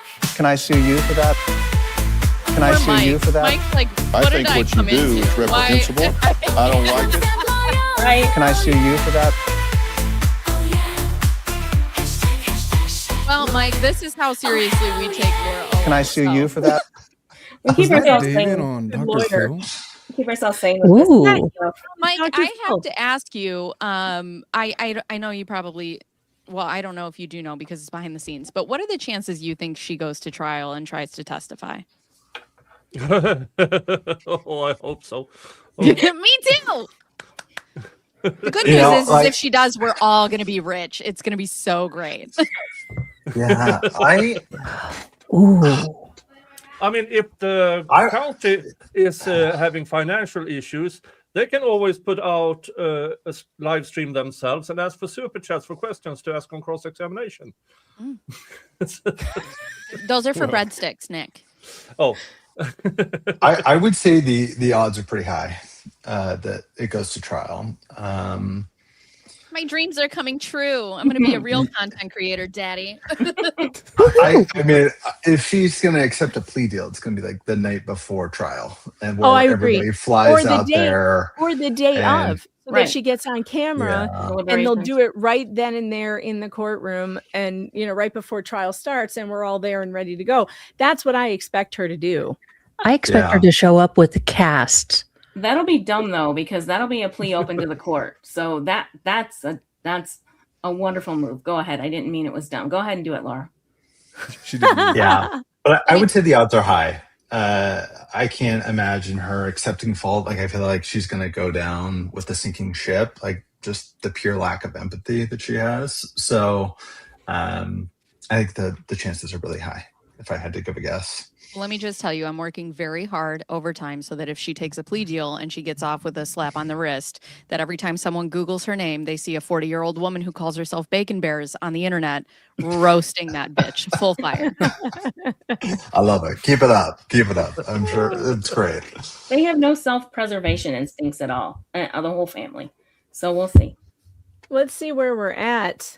77,480. That brings today's total to 77,480. 6,369. Wow. Because I just noticed Megan changed her shirt already. Well, I had to. I said I would. I said I would. I said I would put on the booby shirt if we hit 5,000, and we did. So you know, you favor by not doing that. These things you got to save these things for special occasions. Yeah, listen.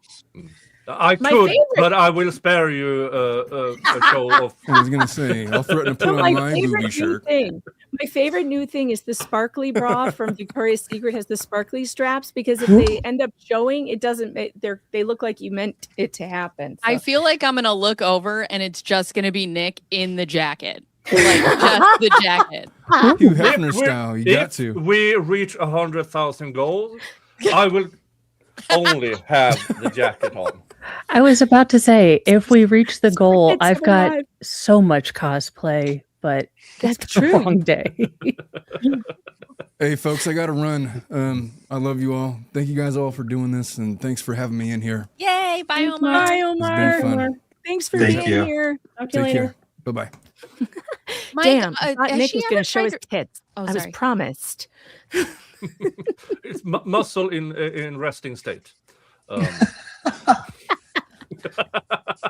I've rested for 30 years. Oh, funny. Tony Manning became a new member over on Bacon Bear's channel. I love it. Another person with a wig fetish. I found my people. Restreaming. Yes, you may restream. You can share this out on your channel if you would like to, Nick. Definitely. Wendy Michelle, thanks for the 2. Did we play breadstick money? It is on the wheel. So we need to spin the wheel again, though. So let's do that. Lauren, that unbrushed texture is I love spot it. on.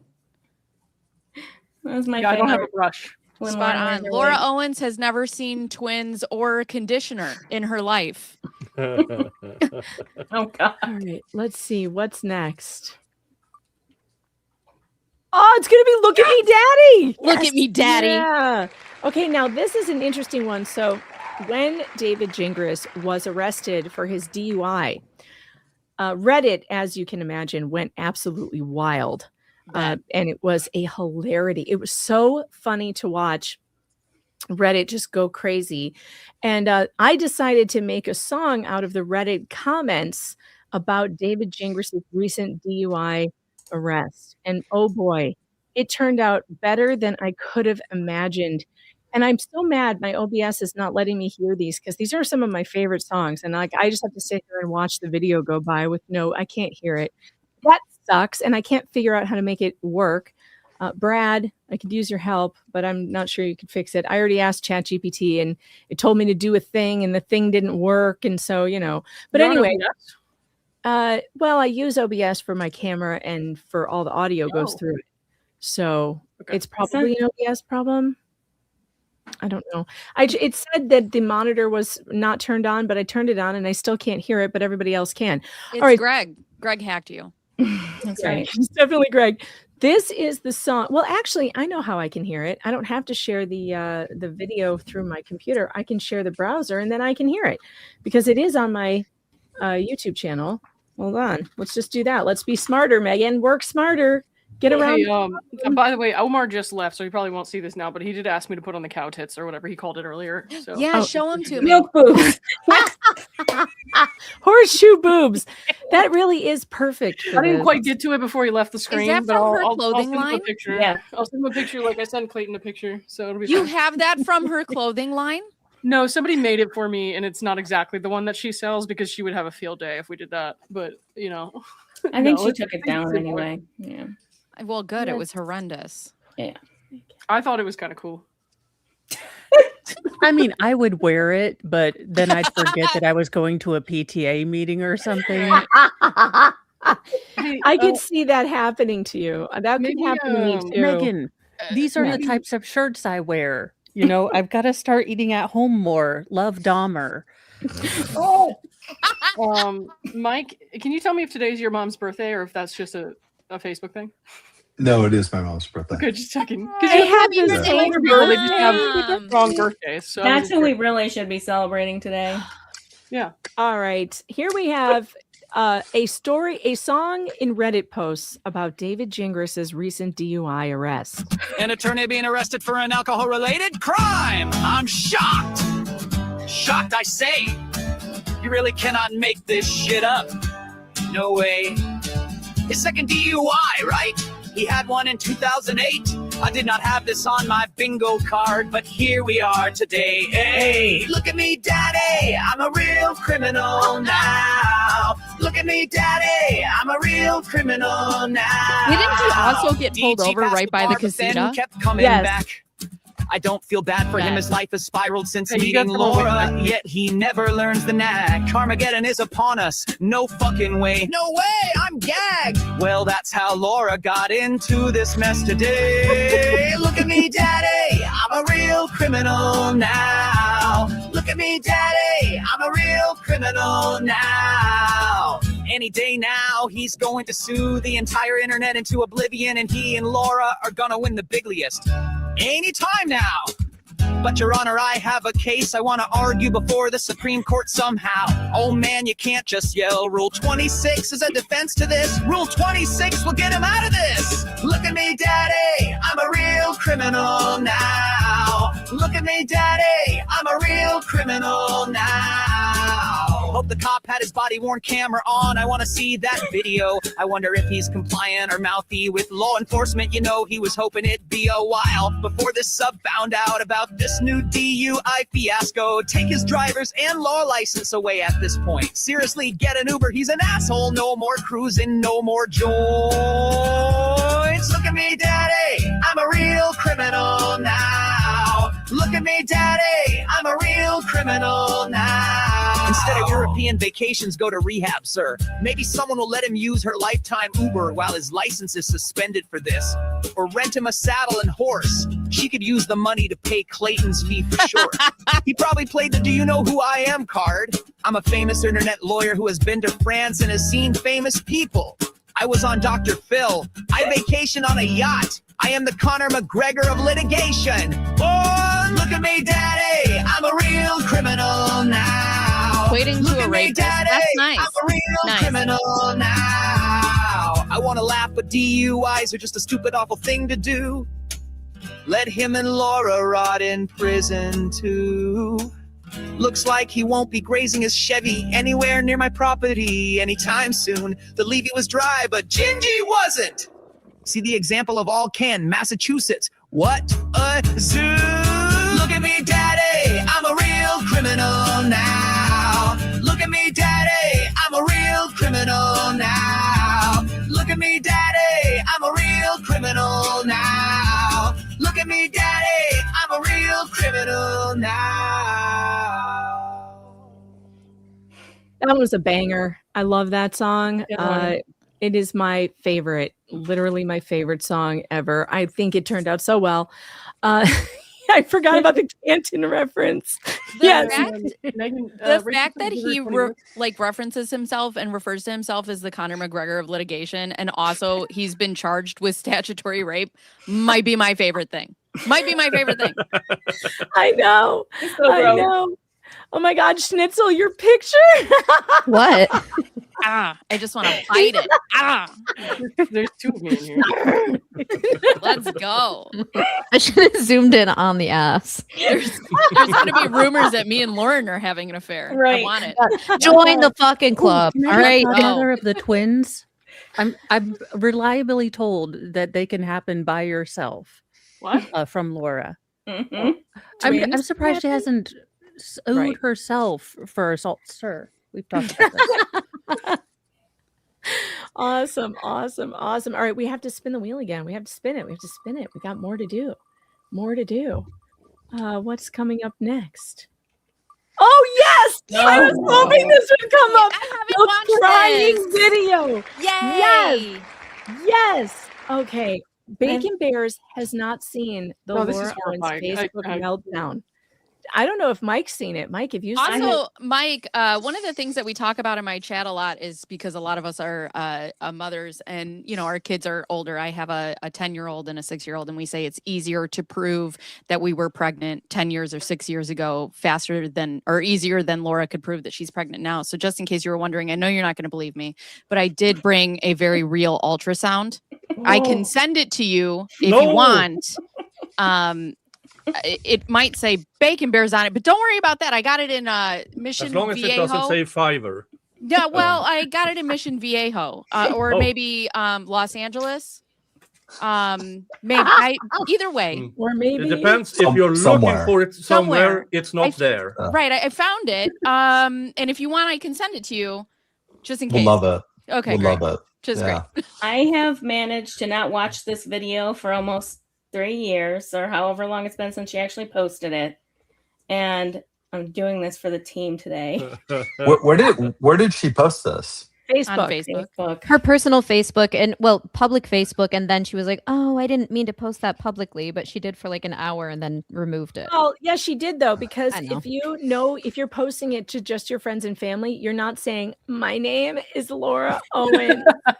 Because everyone knows who you are. She holds up today's newspaper like it's a hostage video. You are going to really enjoy this, or it's going to send you into some kind of a panic state. So, Mike, if That's you're all right. feeling I have my nauseous at any Excedrin point, right here. Just tell us to stop, and we'll tell you some jokes, okay? Because All right. if you get nauseous at any point, we will take her face off the screen. My name is Laura Owens, and I know that before I even started this video, people on Reddit, just by virtue of the fact that I'm speaking up for myself, have started threads about me where they're critiquing my looks, where I'm becoming a meme. Oh no, she's a meme. Content. I didn't know stick figures could be memes. She's oh no, Laura, what will you do? You're becoming a meme. Well, maybe you shouldn't do shit like this. It's douche canoe and pregnancy faker. Yeah. That doesn't help. You guys, he's a very serious internet-based personality. Very famous, very internet-based. I mean, a person who doesn't want to become a meme should probably not do this. I've done nothing except get pregnant by the fucking Bachelor. Me too, bitch. Me too. Me too. Creators like she has a Fleetwood Mac shirt on, so possibly the only band with a more screwed up love life than hers. Like, gotta love the love quadrangle reference. Mike, I have to ask. Oh yeah, go ahead. I just want to ask Mike, like, obviously you're so far removed from this because it's been so long. Is it weird? Is it like an out of body experience to see things like this of her now? Yeah, I think for the level of which this has taken off, I mean, because for so long I was just fighting solo and nobody else knew about it. And so to see it all kind of come around, what was it, like 5-6 years later, it is kind of an out of body experience. I mean, the whole thing is an out of body experience. The support I've received. I mean, I had somebody approach me at the airport the other day. Like, it's just really, it's all surreal. Yeah, I mean, I wouldn't say it's like a Z-list celebrity status, but it's that's amazing. It's for somebody to come up and approach me. I thought it was wonderful. I think it's incredible that this is happening to you. I love it. Yeah. Dave, Neal, and I just died inside. We don't get recognized in public. I see Dave in the chat. He's crying. He's crying. Me and Dave are like, Jesus, when do we get recognized in public? You know what, Never. Megan? I'll make a TED Talk about you, and then we can get you recognized. Yeah, right. I'm sorry. Am I seeing a close up of my ass at the bottom of the screen? Oh yeah. You make me want to do squats again. I'm just saying. I feel like that's AI. That's not my butt, dude. My butt's way bigger than that. Don't ruin my fantasy. Yeah, seriously. I was having a moment here. Can you put me right below Lauren? Oh my God. There we go. That's a multi-tiered cake if I've ever seen one. Put me right under Lauren. Okay, hold on. I had to move you. Perfect. Oh my God. Oh, Dave's back. Dave's back. Look, I just came on to tell you I do get recognized, so you're going to have to speak for yourself. Get recognized all the time. Hey, Mike. Like it's just you, Megan. I guess it's just me. All right, love you guys. It's a big deal. Bye. He's like, just so I can rub it in your face. People actually do recognize me. You just had to let me be the only one. Yeah. I think the Starbucks drive-thru is the only people that recognize him. You know? Or possibly the Taco Bell. Taco Bell. Possibly. Taco Bell drive-through quite often, so I feel like that's a favorite spot. Only time I recognize is in are the happy liquor because store. they have something to talk about on their podcasts and Thanks for the YouTube content, channels Laura. tomorrow. So they have all of that. And what I have your welcome song is Oh, Flux is here. Yay. What's up? what I have is what I feel like no privacy anymore. Yeah. Oh my God, Aw. bitch, you went to the sun. Aw. You literally went to the sun and you were like, I got pregnant by the Bachelor. What? What do you expect? You gave up your privacy. You Right. shouldn't have done that. And now went to the internet, and now I'm on the internet. What? I went to Reddit and I gave them my portal. I gave them my portal login and with all my fabricated documents, and they caught me. Like, what do you? So yeah, cry about it, or you know what's better? Apologize to the people that you did this to and go away quietly, and no one will have anything to say anymore. It will all stop. It will stop tomorrow. Apologize. Well, maybe not tomorrow. Give it a month. No, not me. I'm not stopping ever. I'm on this train. I'm gonna ride it till the fucking wheels fall off. But I mean, My kind of woman. We live with spite and hold grudges, and we're going to stay alive Yeah. for longer than her, at least. Yep. This will get awkward. This is when the fake No tears reputation. No name. Oh no, you have a reputation, sweetheart. Yeah. Your reputation precedes you, girl. Yeah. It's a very It's just strong life. reputation. Yeah. And this is by no means a cry for help. I'm not suicidal right now. I'm not, right at now. all. Not right now. You've never Not right now, been maybe later. You've never I been like how- self-helping in your life. I like how she says, I'm not right now, because we all know that she loves to use that threat to get people Yeah. to do things that she wants them to do. After this But- video, because she said she's suicidal, I do have a question for Mike. So remind me. Okay. Feel like it's important for me to speak out and say that this is how I'm feeling as a result of what they've done to me. What they've done? And this is how it looks like if you've been cyberbullied, as I have and mischaracterized for. Oh, the bully, says the cry bully herself. This is what kills me the most, is how much bullying this woman has done to so many people, not just the men she was involved with, but landlords, Uber drivers, construction workers. You know, I hate to think how she treats waiters. Can you imagine?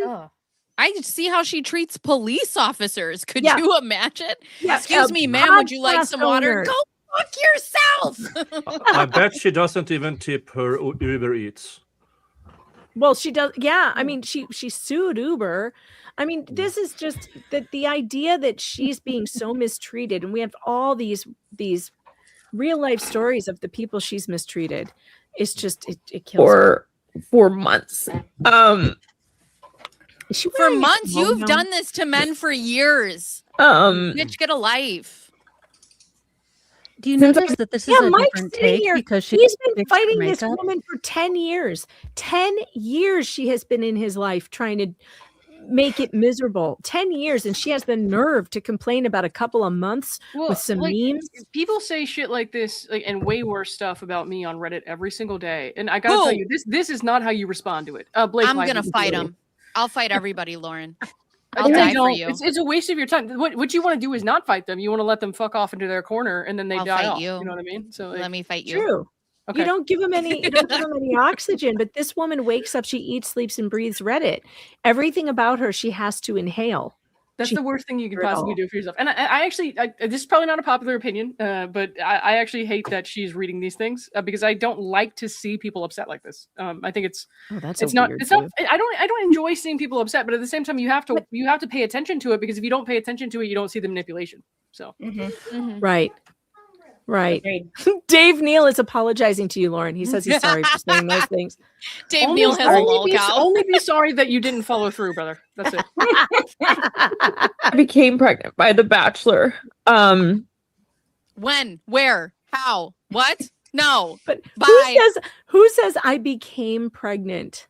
That is such a weird statement. I became pregnant. Weird phrasing. Also, I just love how in her text messages she's like, I don't care that he's the Bachelor, and then brings him up every 5 seconds the fact that he was on The Bachelor. I know, guys. I thought Dave was apologizing for not eating my cake that he texted me earlier. No. I didn't realize he was making a joke about the Reddit comments. I'm sorry, Dave. You're an asshole. You're an asshole. A much bigger asshole than the one I sent you earlier. How about that? You are Tony Robbins. Were two men who I have restraining orders against, who contacted that Bachelor, who contacted content creators, and they decided that it was free game to talk about my past. Yeah. They said that I had done this before, and in saying that I had done this before, they meant that I had been pregnant before, which I have. I've been pregnant. No. They named it. No. You didn't mean you were pregnant. They said that you claimed it. Jack Fox is here. Jack says that was a good shout. Hey. And became pregnant. It's a weird way to say that, isn't it, Jack? Shells just said she donated her $1,000 match. Oh, that's so awesome. Hold on. Let's go check. Shells, yes. Let's go check. Where are we at? Hey, Jack, we've got one more slot open. Do you want in? I think I got your email. 77, just now, 4 minutes. 79. Holy cow. This is crazy. Megan, show me your tits. You know what? No, Mike's here. Mike, show me your tits. Seriously, I'm about to get completely undressed and break I every need a YouTube shoulder rule. of justice. Oh, yeah. Okay, Brad? I'll go get. These are the tits of justice. Somebody get Brad in here. He needs to show off the shoulder of justice. We need Brad. Brad, come on. Jack, I'm going to send you a link if you want to hop in here. We've got one slot available. Whoever gets in here first gets it. I texted the link to Brad a while ago, but he must be working. Poor Brad. I'm always pestering him about joining my. He's eating lunch, show. Megan. Leave him alone. No, it's motion to compel lunch. The man's trying to eat his lunch. Motion to compel Brad to appear. There's so many $100 donations too. Like it's adding up, and even like 25. People are giving whatever they can. It's pretty impressive. It is impressive. Like, hey, even $5, $1, $2, it's all worthwhile because there are so many of you. There are so many of you that if you all just threw in $1, $5, it's amazing because this community is huge. I also want to tell you that Margarine Muskrat is the person that I've been talking to behind the scenes that said that if we got it 2,000 that she would match it. So she just matched it. Awesome. It's amazing. Thank you. Amazing. It's incredible. Hell yeah. I gotta do the math again. All right, we'll put Laura back up and continue listening to this shit show. While Mike, our audience wants to know that you're okay watching this stuff. Yeah. Yeah, they're I'm worried. fine. Okay. I'm fine. What are super tits? I'm seeing super tits a lot in chat. what do you mean? What are super tits? Super Do I tits? have to How pull do you them not know out? about super Yes. tits? Listen. These Like things are super held tits, up by I mean- bungee cords and prayer. Let's go. The joke is about super tips. Super tips is something that we do AI voices to send chats on as super tips. Supertip.gg/Megan Fox, but I always mispronounce it and it comes out super tits. Yeah, it's a thing. That's what they are. Twice before, which is something that I really didn't want to come out because I thought people would judge me for it. Oh, we did. And I did have 2 abortions in the past, but You know, this really bothers me because I don't believe this woman has had any abortions because I don't think she's ever been pregnant. And so again, here's another group of people that she's riding their coattails of their pain or their, is people who've had abortions. And it's like, come on, can you please stop doing this to every group imaginable? Is there anybody she hasn't offended? Well, and that's the thing, Megan, like when you were coming up and you were talking about how she, uses the legal system and how she weaponizes that against people.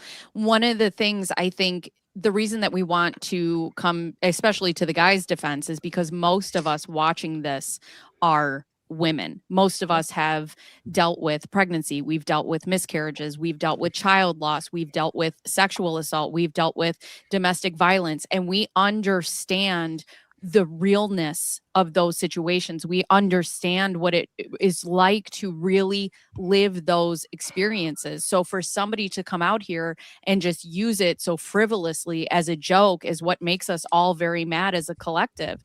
And, we've talked about it too with her saying she's autistic. I have an autistic son, and nothing pisses me off more than her just being like, yeah, I'm autistic now, which is why I'm a shit human being. Like she takes all from these groups who have these real life experiences, who go through these real life challenges, and she throws things at people, and it's awful.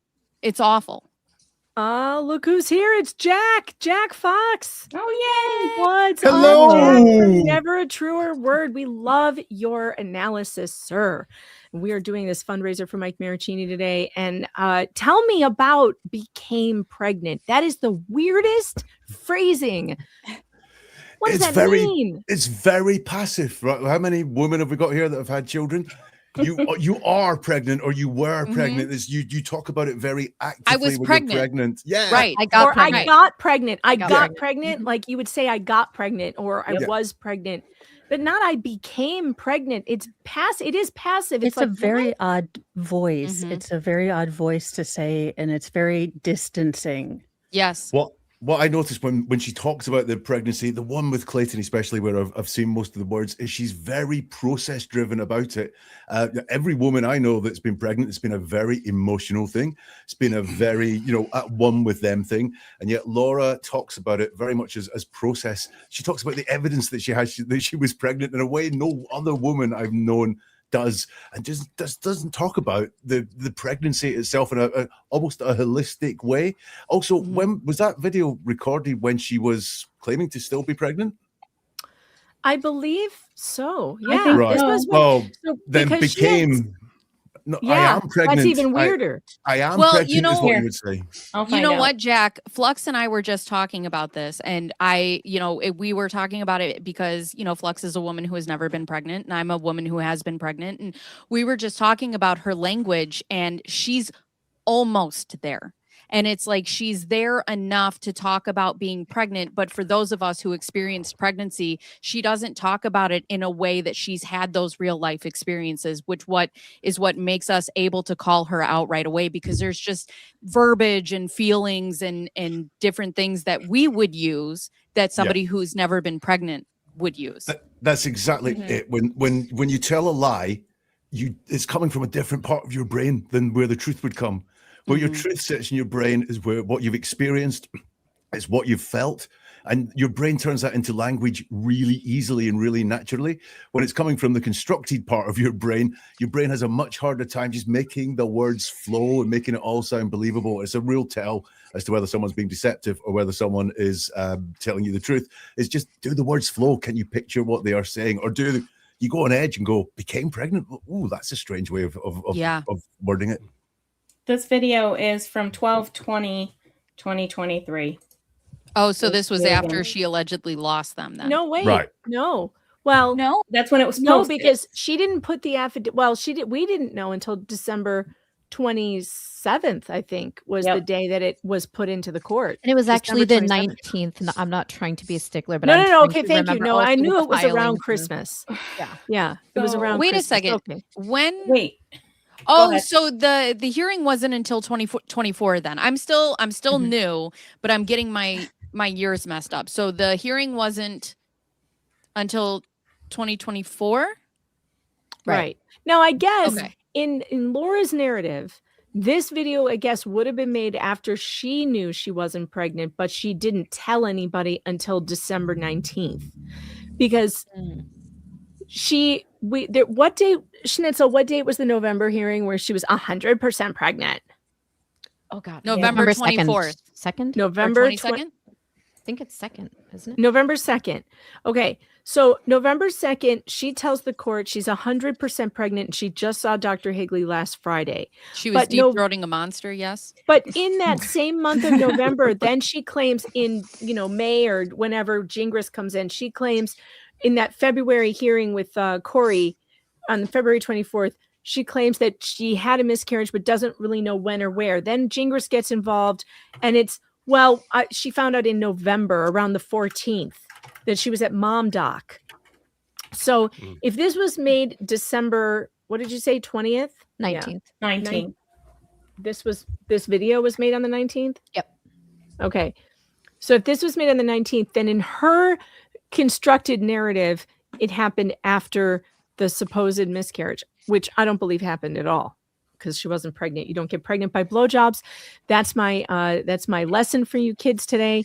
Blowjobs do not impregnate you. What? That is good to know. Right? I was unsure. I was unsure about that. See that? It might have been the ping pong effect. Well, all this time flux, you didn't have to be a lesbian. See? Look at that. Shit, depends on me then. Dude. I wouldn't have cut off all my hair. Yeah. In the bathroom, she was doing the bicycle thing, and then she spit right up. Oh God! I wasn't ready for that to come out. That's the audio right after what Nick said is diabolical.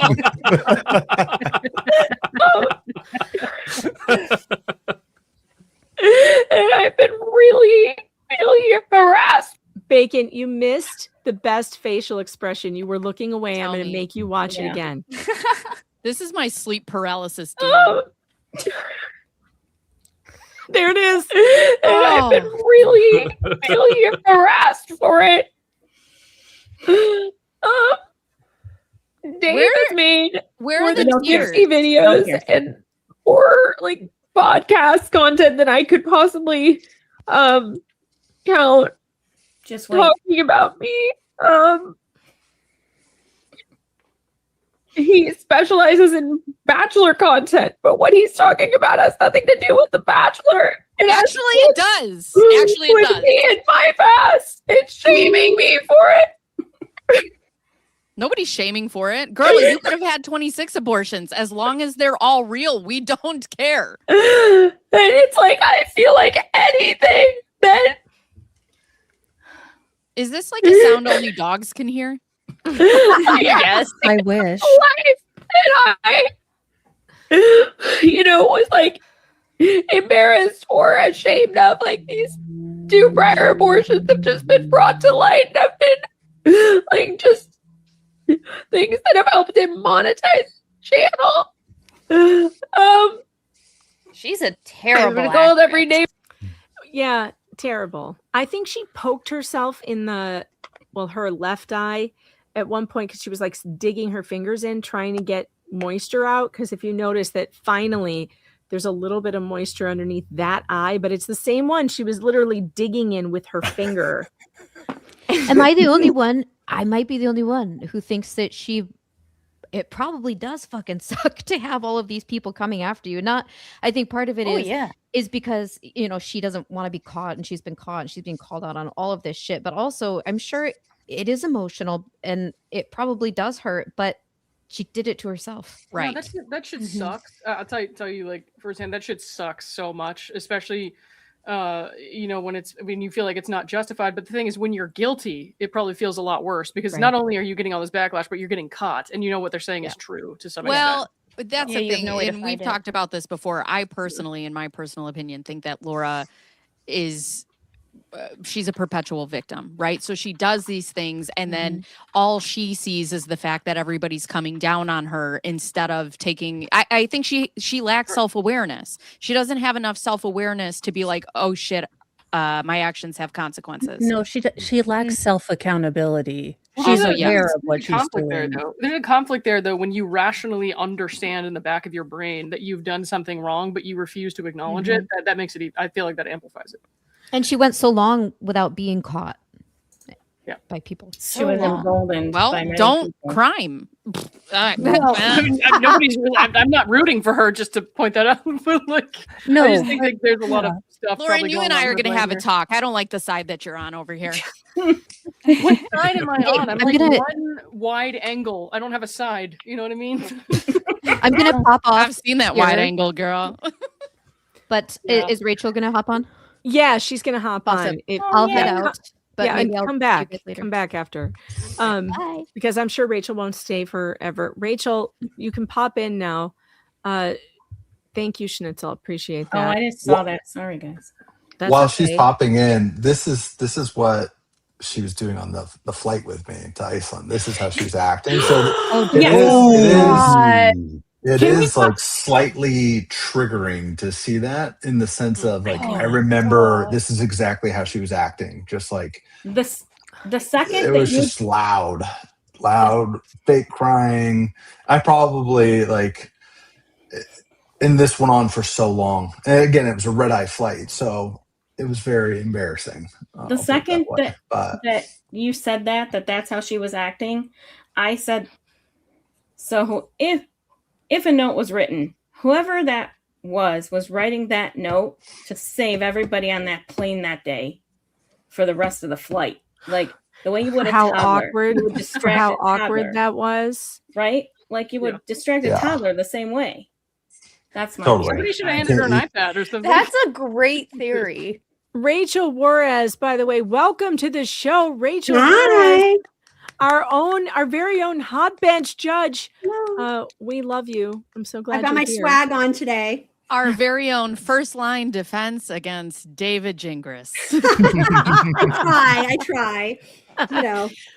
Rachel, by the way, that debate between you and David is one of my favorite things ever to watch. I could watch it every day. I needed a blood pressure damn life. If I was stuck on an island somewhere and I could only watch one thing, that's what I would watch. Megan, that is not a good thing, is all I have to say about that. It was so good, though. You destroyed him. It was so good. You destroyed him completely. Mike, I want to tell you, like, listening to this, I hadn't put that together, that this is what she was acting like on the plane. But of course, it makes perfect sense. And interesting, you were saying it was like fake crying. I'm not sure that she can cry like real tears. I'm not sure she can feel these things. To me, she appears to be acting all of the emotions that she has. Like it's an act almost. Like was she squeezing out tears on the plane? Do you remember, or was it just the? Yeah, it was just like the whiny sounds. I think she was trying. I mean, if you consider this crying, it was almost identical to what she's doing on this video. And it was just like loud. Why don't you love me? Why can't you be with me? Like it was all these things. And it went on. It went on for a long time until I moved obviously to the back of the plane and went in the bathroom. But the point being is this is what she was doing when I was sitting next to her. And, you know, for anybody in the surrounding area, it was so loud. So, Mike, I have to ask you, you're sitting in your seat, you've put your bag up, you put your seatbelt on, she shows up. What is that like? Because you're like, shit, I'm going to be stuck in a metal tube with this bitch for 16 hours. Like, I was about to say, did you try to figure out how you could DB Cooper your way out of this? Because I'd have been like, does anyone have a sheet? I've got suspenders. Right. We're going to try this. YOLO. YOLO. Yeah, I would say like the way I felt was just like in complete shock because we had talked about just me going, and the reason being is because of everything that had gone on up until that point. And so it was just like a moment of shock where it was just like you don't even know what to say. You're just like mouth is on the floor. Obviously, looking back, I should have just grabbed my bags and walked off the flight. But this let my checked luggage just go to Iceland. But it was it was just shock. Everything is shocking when you look back at it. Yeah. Well, she says in her TED Talk that you told her to kill herself. And I want to tell you that I've told people to kill themselves for a lot less. So you're fine. I tell people that on the internet all day long. Just, Can I just tell you, that is one of the things in DV proceedings that, like, not related to this case, that has been so frustrating, is seeing how many times a judge has said there was a death threat because somebody says, I'm going to kill you. And I actually, about a year ago, showed a judge a text with my husband. I was like, he forgot to sign my kid up for softball. Yeah. I said, I'm going to kill you, Rob. Like, it's not a death threat. Yeah. Ask my kids, contact. Is it a Tuesday? Like, right. Yes. And that has happened at least half a dozen times that I know of. And occasionally it's actually a threat. But more often than not, they're like talking about a grocery list, and someone says, "I'm going to kill you." Should we talk about the occasionally part there? I'm a little concerned. I have a theory about Napkin Lady, though. I don't think Napkin Lady exists. I don't think that was real. And whatever woman they have who wrote that affidavit, I think she's a family friend or someone that they talked into doing this to make Laura's story seem plausible. I don't actually think there was a woman.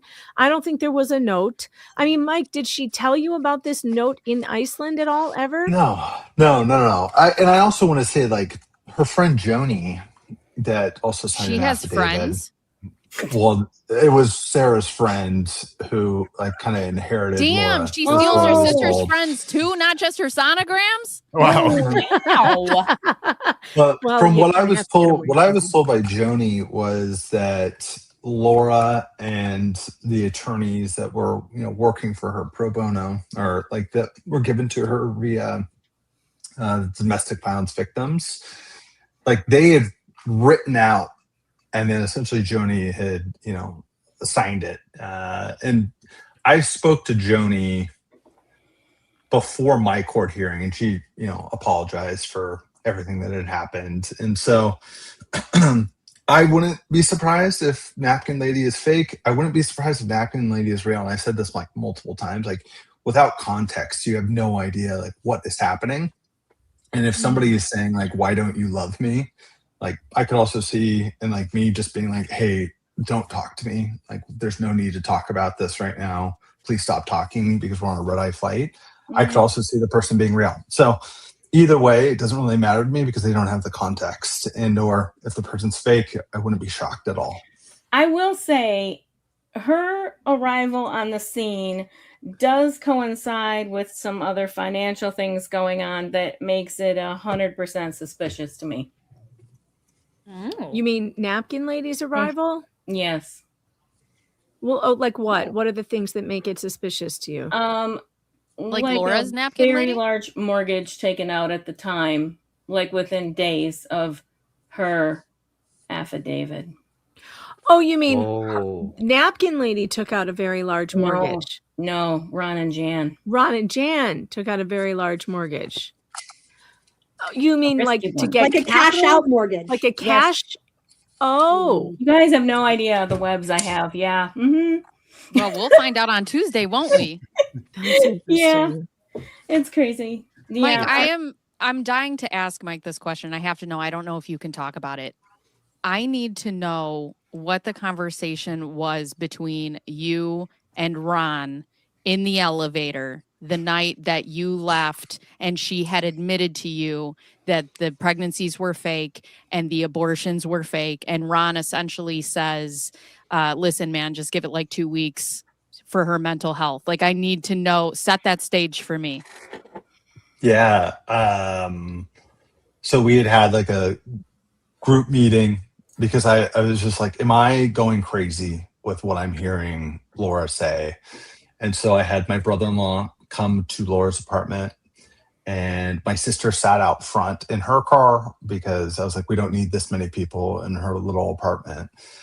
And then when I pulled up, Jan was out front in her car, and Laura and Ron were up in the apartment. I brought my brother-in-law. And so we went up there. We, essentially she spilled the beans that everything was faked, and that Ron then said, like, she exaggerates, and, it could be the depression, it could be all these different things. And he's kind of going into it. And I was like, still uncalled for. And I'm making sure that Colin, my brother-in-law, is like listening, and like we're both just sitting there on the couch. She's sitting across on a bed, and then her dad's sitting on the couch next to, like, there's another couch in there. And so after the 30-minute or 45-minute conversation that we had in the apartment, which everything was calm. Like, I told her I accepted her apology, that there needs to be honesty going forward, essentially just trying to mend the bridge and not create an emotional spike in any sort of way. Self-preservation, sure. Yeah. And so I was also like just trying to get out. Like, yeah. And so Ron said, like, hey, you need to be there to support her. And she asked me to be there to support her, going through all the different emotions that she was feeling. And then as we were leaving, Ron said to us in the elevator, like, hey, like, I will do whatever it takes to get you out in 2 weeks. Like, you got to just stay with her, though, for the next couple of weeks. I just can't have her killing herself on my hands. And because she was really pushing the suicide at that point in time. And the cancer, like, we never addressed the cancer aspect in the room. I thought she did have cancer, like, up until the court case with Clayton. Like, I truthfully believed that she had cancer. And so, but going back to the elevator scenario, like, it was a really short ride of an elevator. And he just said, like, I'll do whatever it takes to get you out. We talked in the lobby for a little bit of time, and he just said, just be there for her. And then he texted me after, when she started spiraling again, like, do whatever it takes. And then I'll get you out. Are you sure that was him? Yeah, because I talked with him on the phone too. Oh, so, okay. Yeah, it was a lot of the times people have asked me, like, was it Laura, texting from their phones? And definitely could have been, but then I would hop on a phone call with them, like, shortly after, and they would, reiterate what they were texting. So yeah, maybe she's telling them to say this and they're like completely caught off guard, but they all had an idea of what was happening. Do you have any insight to, sorry to bring this serious, I'm bringing the party down. I just have so many questions. I do want to, like, have an interview with you, but I just, like, do you have any insight into why this family walks on eggshells with her? They hate saying no to her. But why? Like, what is the repercussion if they do? Because this happens. Steven called me a dumbass. They're like, we just can't listen to her speak. She's got to shut the fuck up. Oh, she wouldn't survive in my house. I would have to, I mean, I would just say it's just like enablement, like where you would rather just give in to something, give the kid the cupcake than like listen to them whine and scream. Yeah. I mean, I have to do that. I feel like with my 5-year-old daughter all the time, it's just like, I don't want to eat dinner. And I'm like, okay, whatever. Like, let's just get to bedtime. That's how I take it. And there was just constant enablement given. But at the end of the day, like, I'm not a psychologist. Like, I don't know what they're thinking and why they're doing it. It's just, they just give in all the time. There's a couple of moments where I think back and like Ron would talk about, Laura would always talk about how she started this business with her uncle at the time. It was the attorney, Joe Catchett, whatever his name is. And good old Uncle Joe. he invested in like her horses that she would turn around and release. Well, that And I wasn't her remember- business. She's only the face of these businesses. Just the face. Yeah, I've learned all this, you know, but at the time she's saying these things.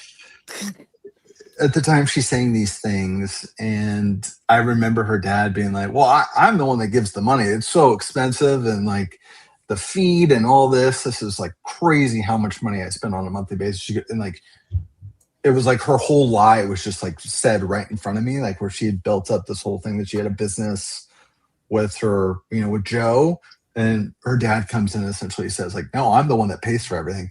And how angry she got was mental. Well, she's going to be angry at this. You just hit 80,000. You just hit 80,000. Oh. Mike. Yes. Amazing. Brilliant. It's so shocking. It's just like, this is surreal to me. This Crazy. community is unmatched. They're unmatched in their generosity and their support of you throughout this whole thing. You've done nothing. You and Danielle have done nothing to deserve what has happened to you. Your lives were torn apart, ripped apart. Your children's lives are impacted by this kind of crap that she did and continues to do. And it's great. I'm so proud of this community that stood up and said, no more. We won't watch it happen. And unfortunately, this is just the way it is. And with the legal system, it takes money to win. It takes money to get justice. I wish it didn't. I wish to God there was some way where, you know, people who don't have tens of thousands of dollars to throw at lawyers could go get some justice.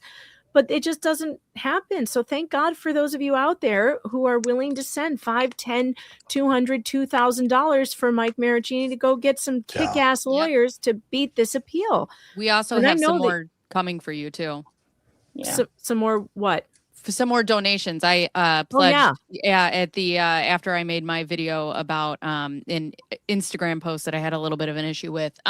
The money, I'll send you a screenshot that day, and all the money that I've made off that video will be going to your GoFundMe, or I'll Venmo it to you. I don't care. Whatever. Oh, thank you so much. I appreciate it. Well, yeah, guys, whatever. listen, And as Bacon has been completely open about it, she doesn't care if you spend it on cocaine and hookers. It's for Honestly, you, I Mike. hope you do. Just invite me, please. Send pictures, not pictures. Nothing that would be incriminated. I Guys, think I've got Mrs. to go. Marraccini might have Hi, Jack. something- Bye, Can Jack. I say one thing before I go? Of course. Every time Laura opens her mouth or writes a blog, my DMs fill up with folk going, this does not sound right. 10 minutes here listening to Mike tell 3 or 4 stories about his time with Laura. We all felt like we were in the room with him. That's what the truth sounds like. Yeah. That is how you hear things. That is how you relate what has happened to you, not these strangely worded things that people alert me to all the time. I think that's why it's really important that you guys are raising this money for Mike today. Mike, big fan of your wife, by the way. Please No, pass not it Mike down. anymore. Cheers, guys. Good luck tonight.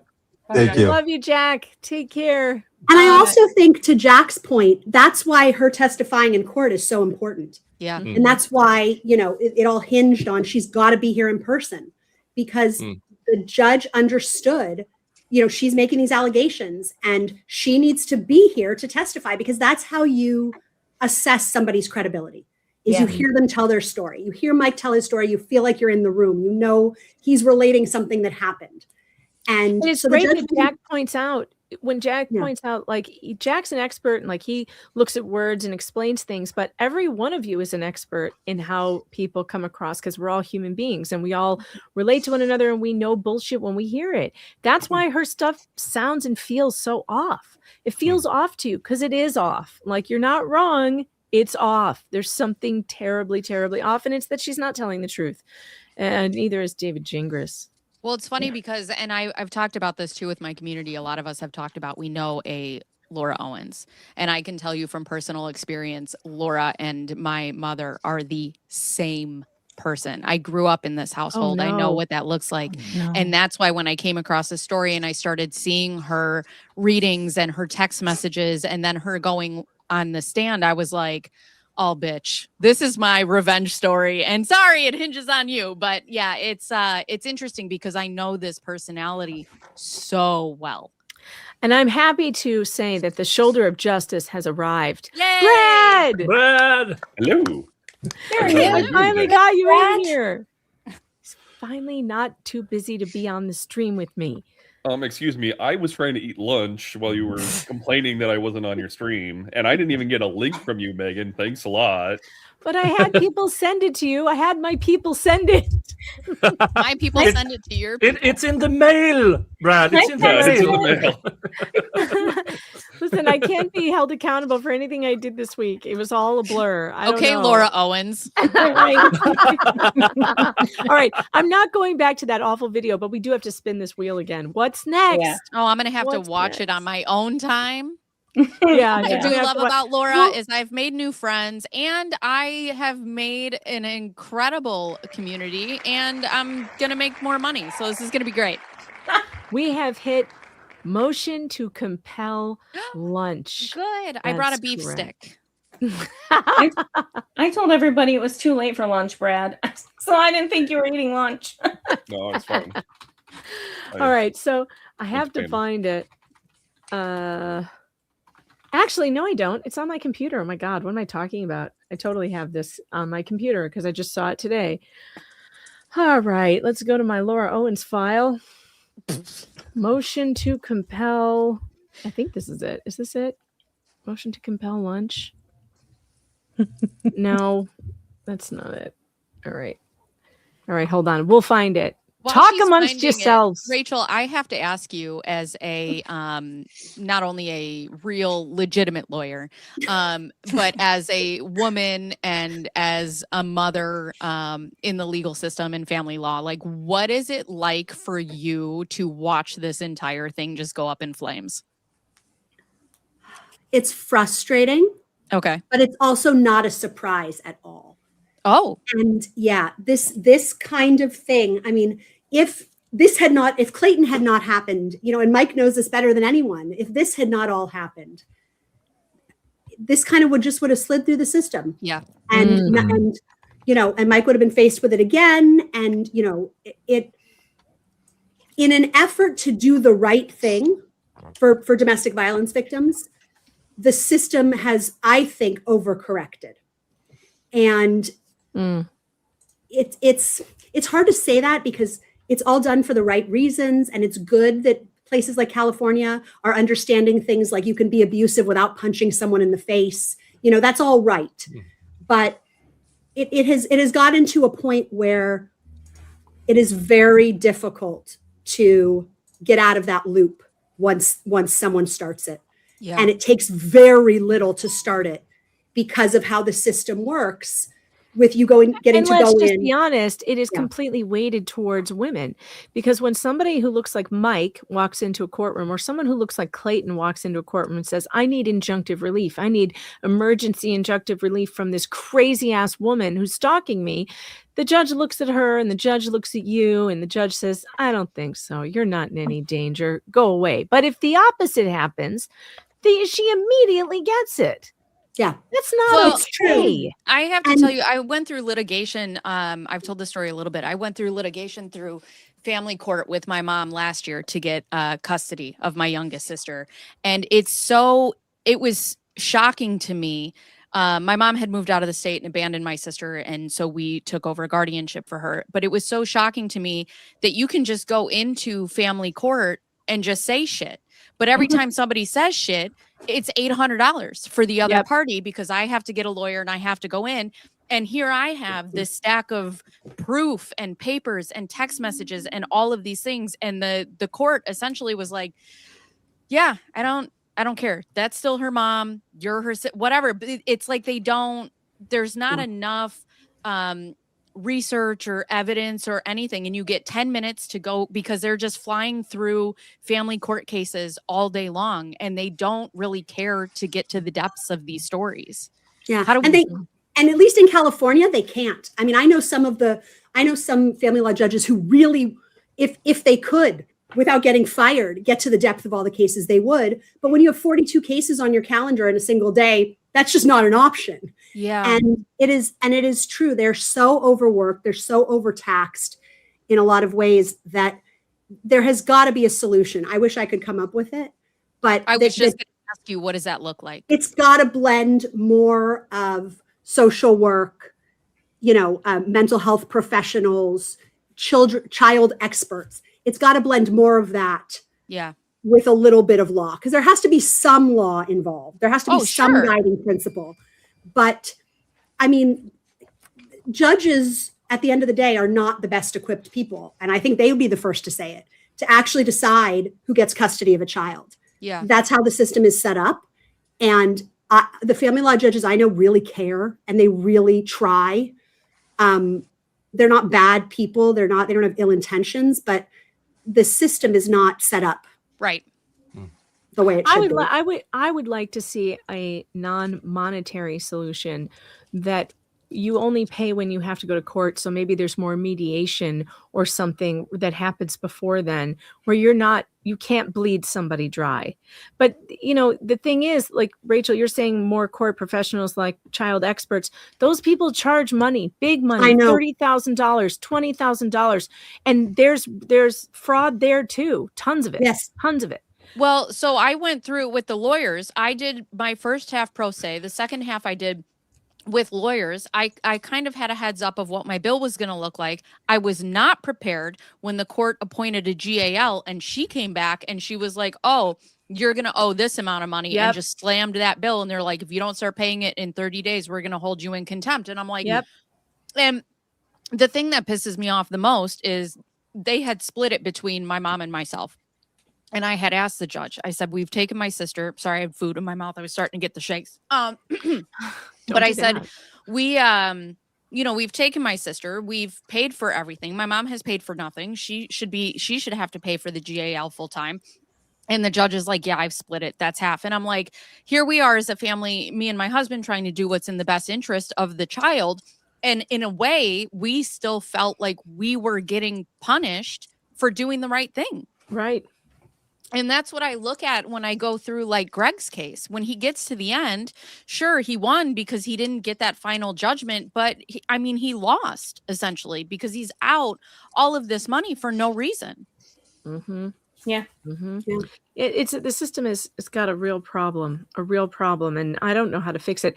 But I do have some super tips, and those are fun. So let's play some. You do have super tits. I love it.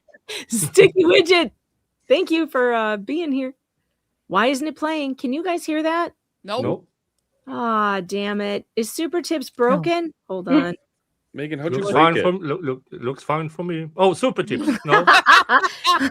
Hold on. I don't know what is going on, but Brad, every time I open OBS, it resets. That's why everything. she invited you, Brad. Mm-hmm.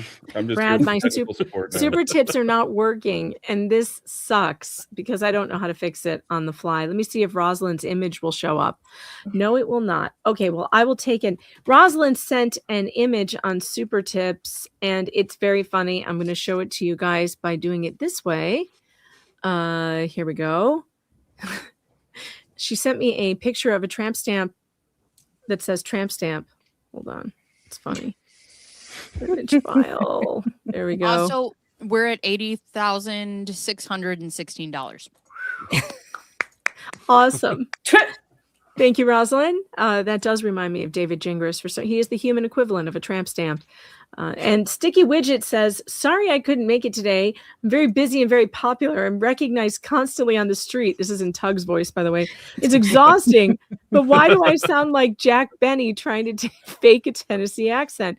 I'm going to have to play that one later tonight, Sticky, because I don't know what's wrong with my computer at the moment. But it's not working. It's just not working. It won't even play on my browser. So I don't know. Anyway. All right, let's go back to, we have the motion to compel lunch, which is hilarious. And we need to go, it is 11 pages. We're not going to read the whole thing, but we'll read various funny parts of it. So this was filed, one of the first things that David Gingras filed. It was probably like his second or third filing in this case. Motion to compel lunch and for alternative relief. Various procedural rules. I feel like I need this. Say Rule 26 one more time, motherfucker. That works too. Well, that's one way to do it. Various procedural rules require lawyers to talk in person or by phone before they may file motions. Email discussions are not enough. But what if a lawyer refuses to talk with you? How can counsel complete the mandatory pre-filing conference requirements of Rule 9C when opposing counsel won't accept your phone calls? I don't know, David. Maybe you could try not being a douchebag. Blog about that might help. Yeah. Don't You know, be a try You know not- what I find funny is Laura puts in motions and goes to court when people ghost her, and so does Gingras. I know. We were joking at the time that this is just like his. Why didn't she think to do a motion to compel Clayton to speak to her? Which I think she kind of did try. Didn't she try to file a motion? Yeah, it was the that said- motion for it was mediation. was to compel. Yeah. Yes, to compel him to speak to her. It's the same exact thing. Like this is when I realized they were a pair made in hell. The answer was provided nearly 20 years ago in a classic decision from the irreplaceable Honorable Pendleton Gaines, deceased. He's probably glad he's deceased because he's being quoted by this moron. In Physician's Choice of Arizona Inc. versus Miller, a copy of which is attached here too as Exhibit A. In Miller, plaintiff's counsel wanted to speak with defense counsel about a political or potential settlement. Defendant counsel refused to talk, citing various concerns. Undaunted, plaintiff's counsel filed a motion to compel acceptance of lunch invitation, asking the court to order recalcitrant defense counsel to meet for lunch. And in his order granting the motion, Judge Gaines explains the court. Now, what's funny is I went and I read this whole decision, and the court was very obviously tongue-in-cheek, being over the top ridiculous because these two attorneys were acting ridiculously.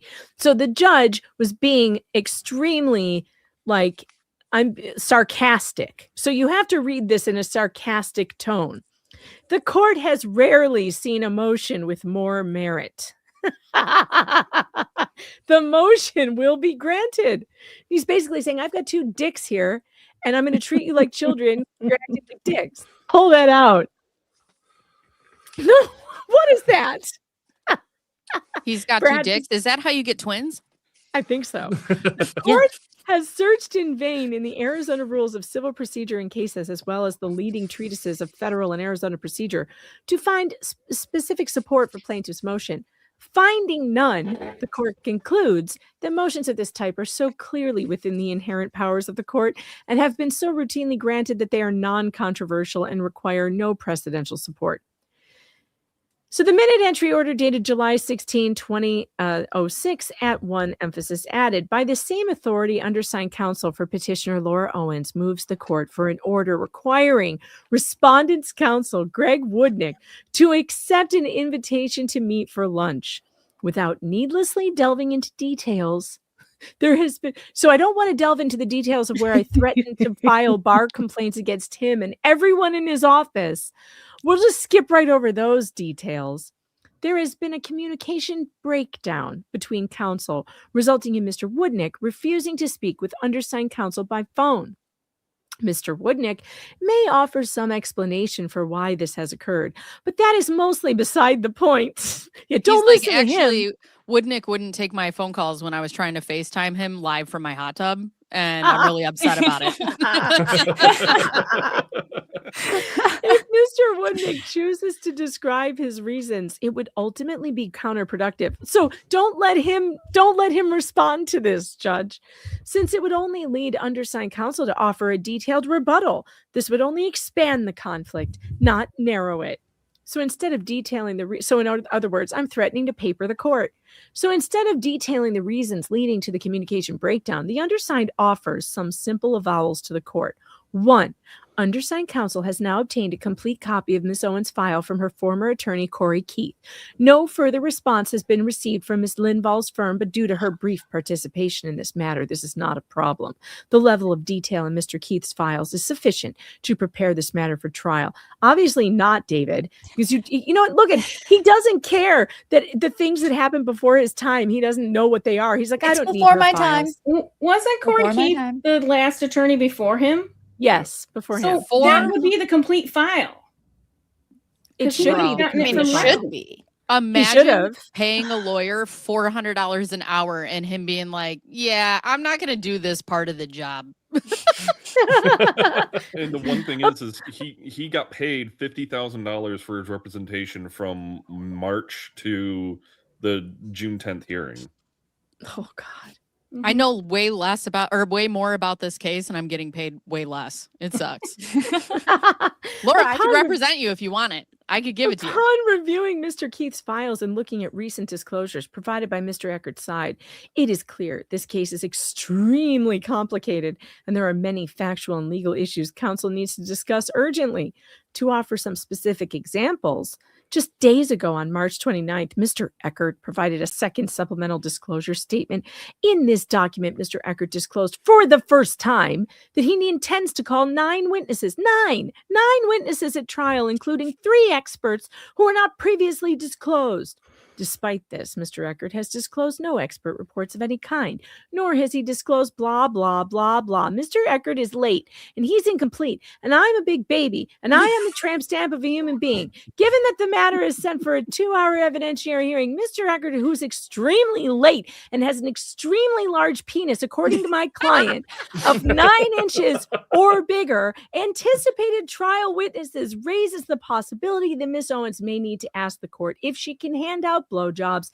I'm sorry. Am I reading this improperly? I feel like I may be reading it improperly.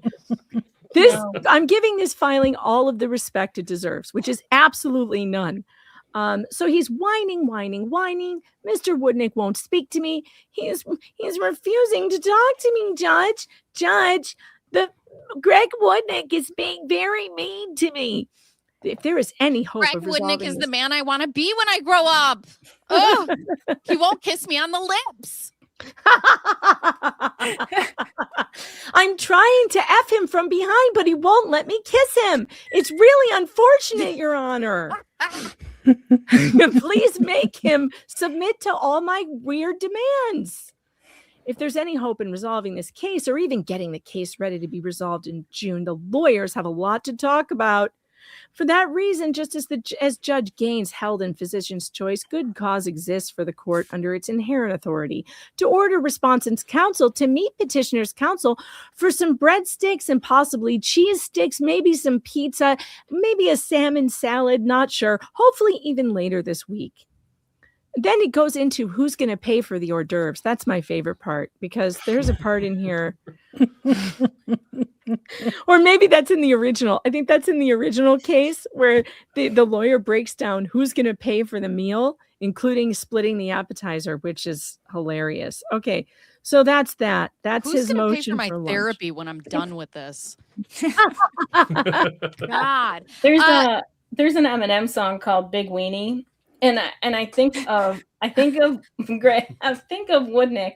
and Ding Dong every time I hear it, because it's perfect. It's just perfect. But if you've Mike, not heard it, have you ever had any dealings with Gingras?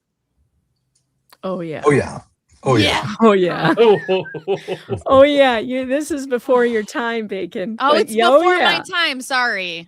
Yeah, we can't tell you because it's before your time. Oh, sorry. She just isn't interested because it's before her time. I don't care about anything in this case because it's before my time. Mike wrote an epic response to Gingras. I remember reading because Gingras was, doing his usual harassing, intimidating, and emailing, just like Laura. Like I'm surprised Gingras didn't take out fake email accounts to keep emailing you, Mike. You could tell Bacon a little bit about that because it was funny. What? I just imagine them though, like 2 14-year-old girls laying on a bed, like typing with their feet up in the air, like they're laying, and they're like, "Oh my God, this is what I typed to him." And oh my God, and Gingras is like, "Oh my God, this is what I called Bruce an ultramoron." What? So yes, do tell, Mike. What was your interaction with David Gingras like? How do I get a hold of this email? They're saying it was fire and I want to read it in real time. I probably have it somewhere. I'll look. I love that we have access to Mike's email. Like, Mike, where's this email? Megan's like, I got it.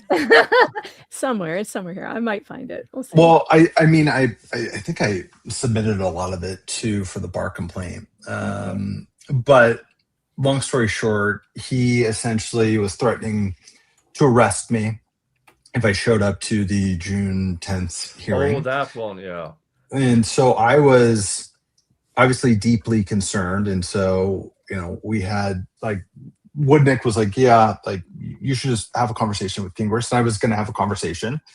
And then he wrote, like he posted like my deposition, like the day before we were supposed to talk. And it was like a deposition of me being cross-examined by Laura's attorneys. And then he posted like some other video of me and Laura doing the podcast, the really, really bad podcast stuff. But the point where I finally responded was he wanted me to have a conversation with Laura before like going and doing this court hearing. And so that was the big one. And I remember like that's what like tipped me to not want to have a conversation with him anymore. So I wrote him a pretty aggressive email essentially stating whatever I'm going to say to you, I'll just say on June 10th. So let's just save the conversation for then. Good for you. And then, he kept going back that he was going to have me arrested. And so then I had to get the judge involved. And she said, no, you're clear to show up on June 10th. You're not only a subpoenaed witness, but you can't, arrest anybody at the courthouse. And so that was like, long story short, I mean, without reading off, the 20 plus emails, like that's the gist of the story. Okay. And then obviously then I showed up to the courthouse and he tried to have me arrested. So all of it went out the window. And he does this thing where he tries to be your friend and he's like, hey man, like, I'm really cool. And like, I think we would really get along. And then suddenly he's all, and I'm going to have you arrested if you don't do what I want you to do. It's crazy. I mean, he switches on a dime. But when I remember. Sorry. I was just going to say, I remember I wrote him like a really the strongly worded email that everybody's referencing. Like his response was so like nonchalant. Doesn't like address anything. Okay, you go for it. Go for it. I found it.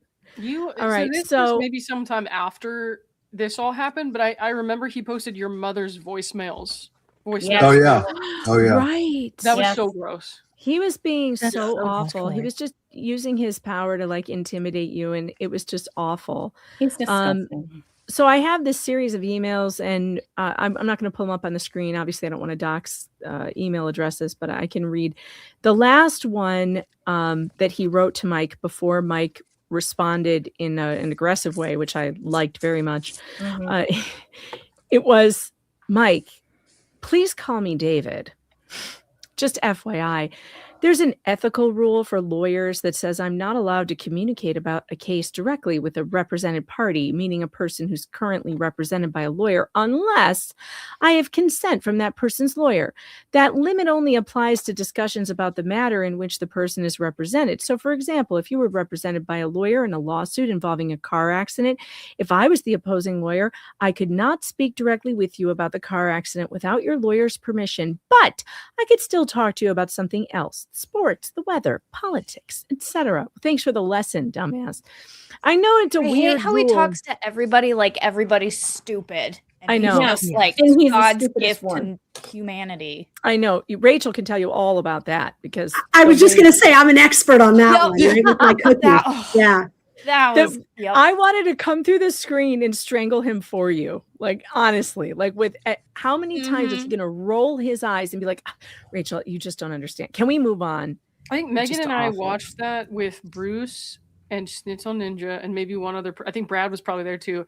And it took us 2 hours to get through the first like 30 minutes because we kept stopping and being like, what is happening? I don't think we ever finished it, to tell you the truth. No, we never finished it. I did 4 parts and we never finished it. I was like, I can't watch this with you guys anymore. I know, because, and I want to do it again because I never got through it either, but I know that I'll just go off because I eventually finished it. It is so hard. I just tried inviting at us. some point. I know.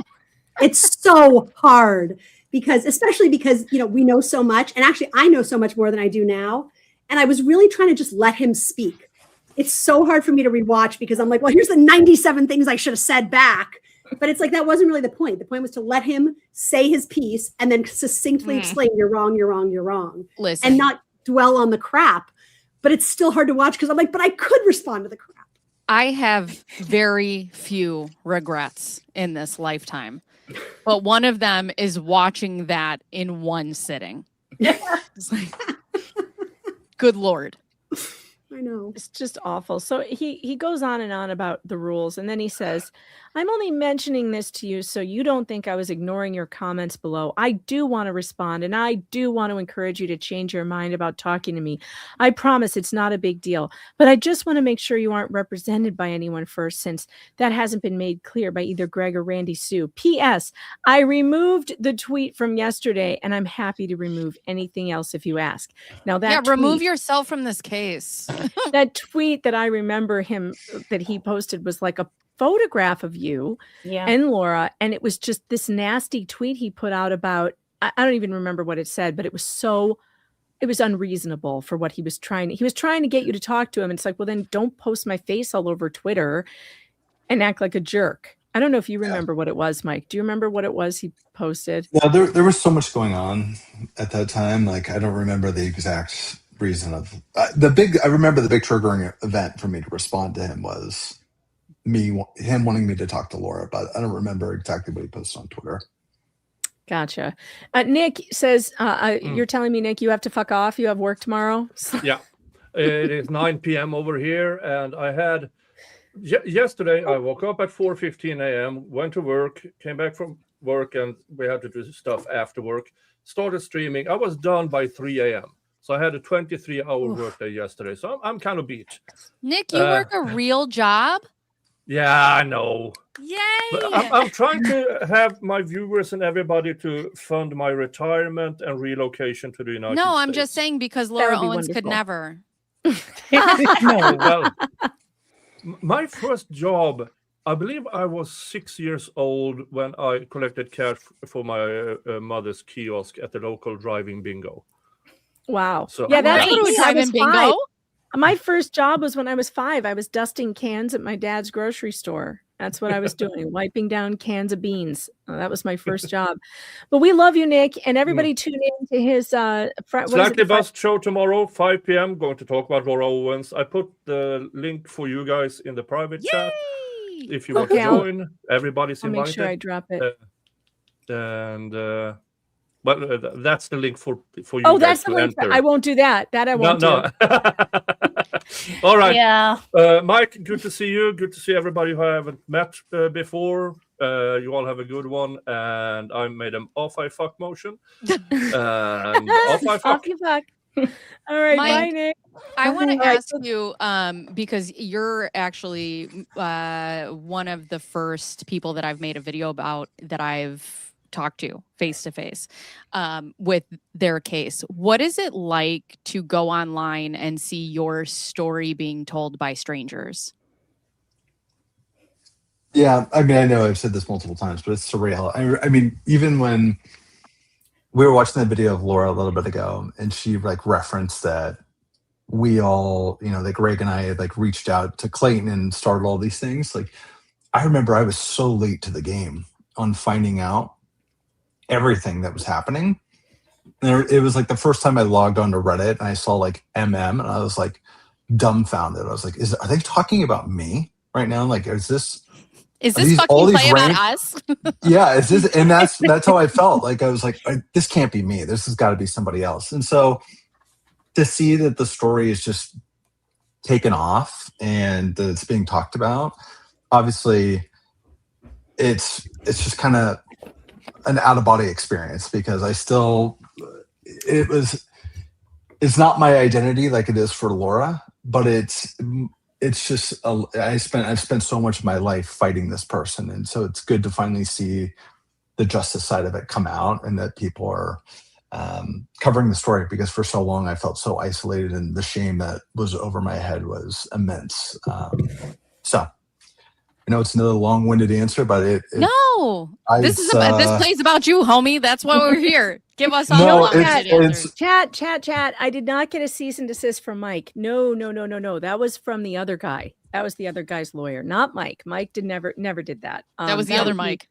That was the Matt. That was the first guy. His lawyer was very aggressive.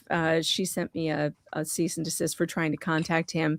But I got to get to Mike's great response to Gingras.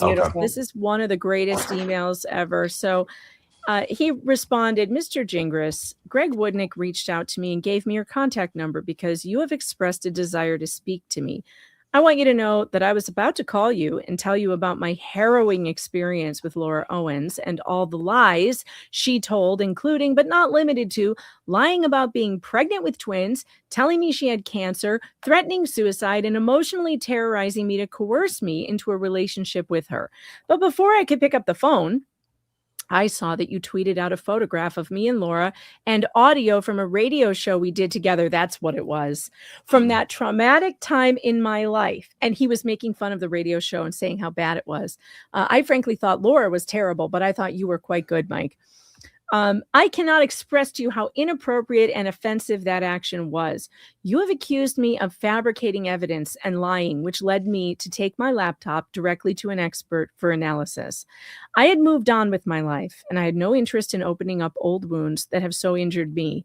But you made it impossible for me to sit quietly. You posted my deposition online to accuse me of lying, and you humiliated me purposefully. I deeply resent the allegations, which is why I decided to turn over my laptop as evidence in the Clayton Eckert case against Laura. We both know that she sent those doctored medical records to me, and now you have the proof. I could not in good conscience remain quiet and watch Laura use the same playbook against another innocent man. I have decided that I will not speak with you on the phone. I will speak in a court of law on June 10th under oath, and I will tell the truth about the horrors that Laura visited on my life. You may ask me any question you want, and I will answer with the whole truth. You do not understand or willfully refuse to accept how traumatizing my interaction with Laura Owens has been. She has destroyed my reputation and ruined background checks by taking out a fraudulent order of protection against me based on lies that have affected me personally and professionally. She accused me of horrific acts of domestic abuse that never happened. She fabricated medical evidence and held threats of suicide over my head to keep me locked in a relationship that was toxic and deeply disturbing. But perhaps the worst thing you have done is to suggest that I should talk to Laura, the woman who attempted to, and in many ways did, destroy me. This is the same woman who continues to renew the false order of protection against me and pretends to be terrified I'll be in the same courtroom as she. Why would someone so afraid of me want to speak to me and violate that order she insists she needs? This just days after you threatened to have me arrested if I showed up at the courthouse to be a witness. The fact you would suggest such an inappropriate call between me and my abuser proves to me you have no idea how inappropriate it would be to speak to the woman who fabricated wild tales about me and turned them into a TEDx talk and an entry into Chicken Soup for the Soul that will live on forever. This letter, which has been painful for me to write, has addressed everything you wanted to speak to me about by phone. All the best. Yeah, Michael bitch. Marraccini. Oh, what a beautiful email. You know, Very savage. we talk about this too with you guys being obviously the victims of this case and being men. If this were turned around and you were a female, no lawyer would ever ask you to sit in a room and talk to your abuser. And it's bullshit. Yeah, it is. Yeah, and he yeah. did. He did. He asked him here. It said here's the email that he was responding to. He said, one last thing. After talking about Laura about this, she said she has lots of questions for Mike. I told her my preference is to have her send me any specific questions and I'll see if Mike wants to answer them. She also said she's willing to speak directly with him. What? Bet she is. I bet she is. Yeah. Wow. Hi, Bruce, by the way. Bruce is here. Yeah. I was going to say to our yaps for 2 minutes to say hello to you. Sorry. To be fair, I don't think many lawyers would do what DSG did regardless of gender, but yeah. I mean, Yeah. So the fact that he said that to Mike, that she wants to talk to him, and that he kept telling Woodnick, if you just get an interview with Mike, I won't call the cops. It is, that's the worst part of these threats to call the police, is that they weren't just, look, I believe this merits calling the cops and I'm doing it if you show up, which would not be okay. But it wasn't just that. It was, if you don't do X, the police are going to get called. If you don't answer my questions, if you don't speak with Laura, that's the worst part of it to me. And that's because they wanted to flip it and get him separated and flip it on him and make him scurry away. That's what they wanted. But Mike ain't no bitch. Right. Yeah, unbelievable. The total of the GoFundMe is now at $80,686. No, it's not. No, what? It's up. It's 736. Sorry. You're absolutely right. My refresh did not work correctly. So that means, let's see, 87. That means somebody else on the stream has to show their boobs. Bruce, you're next. Bruce is next. I mean, if you look at the page, I think I was the person that put it over 80K. Because I was timing it. I was timing it real precisely. Guys, so $9,625 you have raised here today. $9,625 in one afternoon, in 3 hours. You people are freaking amazing. And you're still going. And I owe you lots of spins on the wheel. So we might Porn and cocaine. Porn and cocaine. That's for later tonight, Bacon. That's one way to get Nick Katie to show up. I might be the oldest one on this Yeah, if stream. I say it too many times, we'll summon Jingris. There is a fly in my office, and I think it's the evil spirit being sent by Laura Owens. She's attacking. It could be. Happy birthday, Laura. All right, here we go. That I won't show you guys anything if you donate more money. How about that? I do have a call in here in like 10 minutes, so I just want to give everybody a thank you, but I'll be hopping off here like in 10 minutes. Just want to give you all a heads up. Sounds good. We will not keep you any longer than you can stay. It landed on, do you want to have a phone call, which is great because we've already read the motion to compel lunch, and this was after him, Gingras, completely, bothering Greg Woodnick about having a phone call with him. Why won't you call me? Greg wanted to put everything in writing with him. He was like, let's just communicate by email, because this guy would get on the phone and you would see what he would do. He would get on the phone. Greg Gillespie would tell me about this too. He was on the phone with Gingras a couple of times, and he'd be all buddy, and then all of a sudden he'd be threatening you, and you wouldn't have a record of it. You wouldn't have a record that this guy is out of control. And so obviously that's why nobody wants to talk to him in person, because he's an asshole. And he behaves badly. And so everybody wants a record of him. I've actually seen other lawyers like this, by the way. Bruce Matskin is like this. Entire bar associations have told him, we will not speak to you on the phone. You must communicate by email. It's like all the bad lawyers I know have the same problem. Like, communicating with them in person is a problem. So I'm going to play, do you want to have a phone call? If I can find it, because I got to do the browser one. There it is. You got to watch people that only want to talk on the phone. Remember, I think it's Nick Vial who edited out Dave's name from the podcast. He's another guy that likes to talk on the phone instead of doing written communication as well. Well, that doesn't surprise me. I like to talk shit on the internet where it lives forever. Me too. One of the chat sent me lyrics to this song.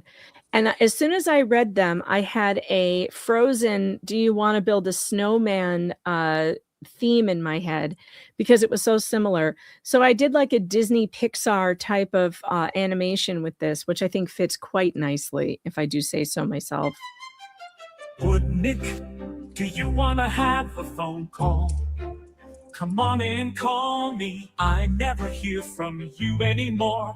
Come on the line, it's like you're ignoring me. We need to talk off the record, and now we're not. I wish you would tell me why. Do you want to have a phone call?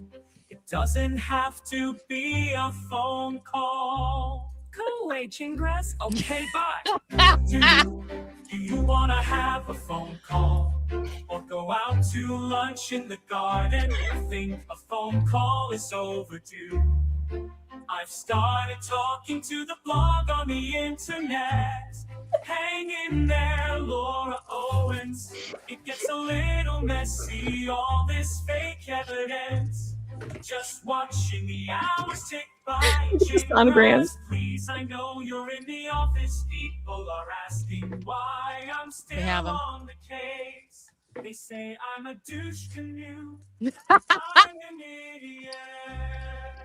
I'm in my office. Just give me a call. We only need a phone call. It's about the case. What are we gonna do? Do you want to have a phone call?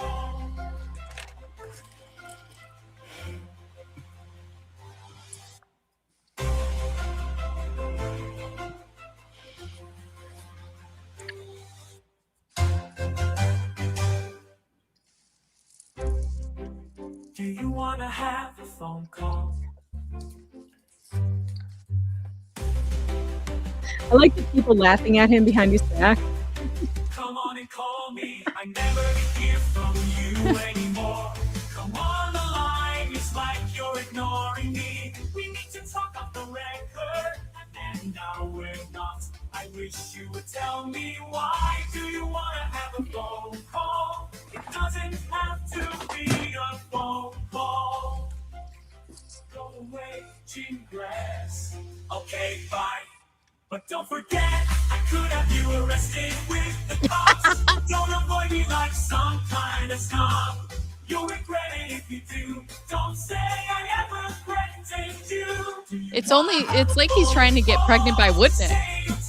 Yes. I'm really just a lonely guy, and I need to make you see. Okay, bye. I mean, honestly, you get better than me.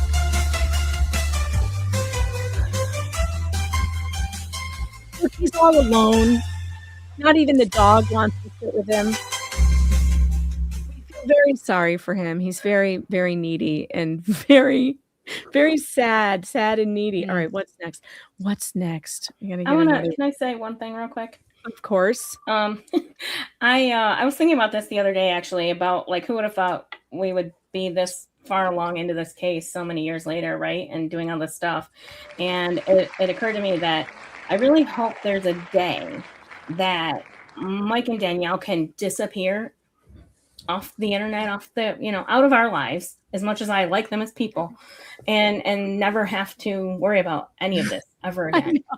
I know. Wouldn't that be a nice vacation, really? Like just to go back to your normal life, Mike, and not be like an internet celebrity for a while? No, we keep hailing them as heroes. They can be our heroes, but they can just vanish for themselves.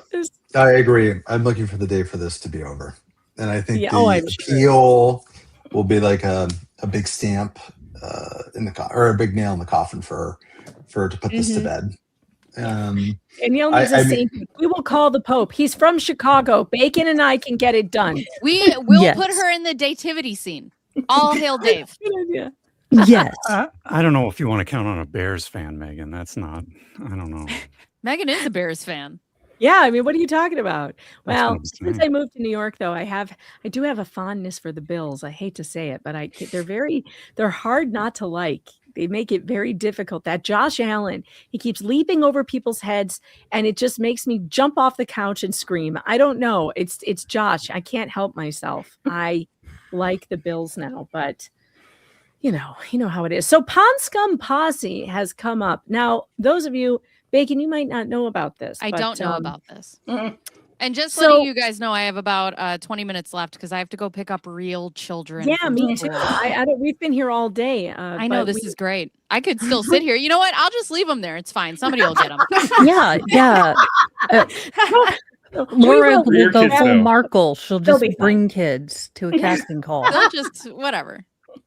And I have to say that Pond Scum Posse is probably one of my favorite music videos. I know I keep saying that about all of them, but David Gingras, when he first started writing his blogs, he dubbed us the Pond Scum Posse.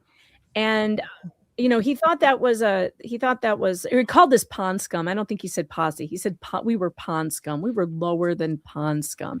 And in fact, we had a lot of fun with this. We did, well, let me show you. I had an avatar. Here's my little Pond Scum Posse avatar. You know what I love, though? I love that he talks shit about people making money off of his blogs, but he's not making money off of his blogs. Also, like my little Pond Scum character, isn't it cute? I love it. And no, then we have so ugly. What are you talking about? Is that Laura's wig? Oh, nice. Oh my god. Oh, then there was the three of us. Look, it's me and Tug and Dave with his ice coffee. See, we're Pond Scum Posse in it. He also called us cockroaches. So Tug and I did this avatar with Jeff. Well, he can't call you cockroaches because that's anti-Semitic, right? Right. Yes. And he did it first, by the way. Let me tell you, he did it first.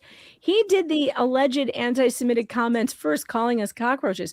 But we really enjoyed the Pond Scum thing. And I made a song with our avatars, and the chat was getting into it. They were all making Pond Scum characters.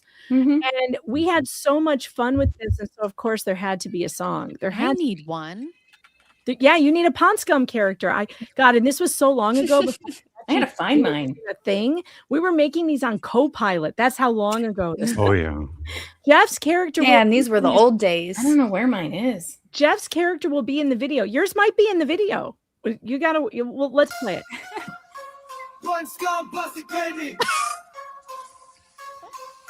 Oh, maybe I didn't put it. No, it's in the breadstick money video. This one is just a stagnant one.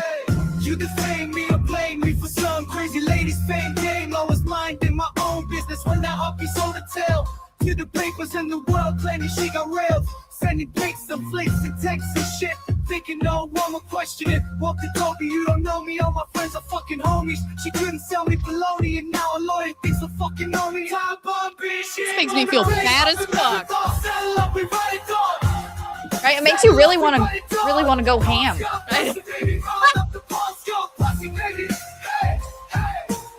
New insults and war cries, explaining least and more lies, and slander on your shitty blog posts. Oh my god, you're so cringe, bro. Why you act like this is Jerry Springer? Owned so hard by some podcaster. He seems half crazy, maybe drop as a baby, or let Dane eating blasting bullshit on a pond. On his blog, no weirdness spawns. Saddle up, we ride a dog. Hop on, be shit, mom and fake up, we love a dog. Saddle up, we ride a dog. Oh shit.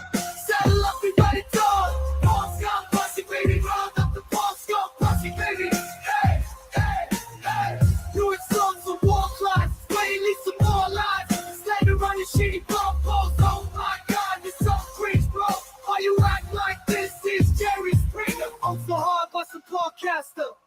He seems half crazy, maybe dropped as a baby, or let pain eating, blasting bullshit. What a pawn on his blog, more weirdness spawns. Saddle up, we ride a dog. Hot scum, Posse, gearing up to storm the Bastille. Shopping keyboards, but still, ain't no way, no how, no expert can't conceal. That motherfucker was never fucking real. That motherfucker back there is not real. We're almost at 81,000.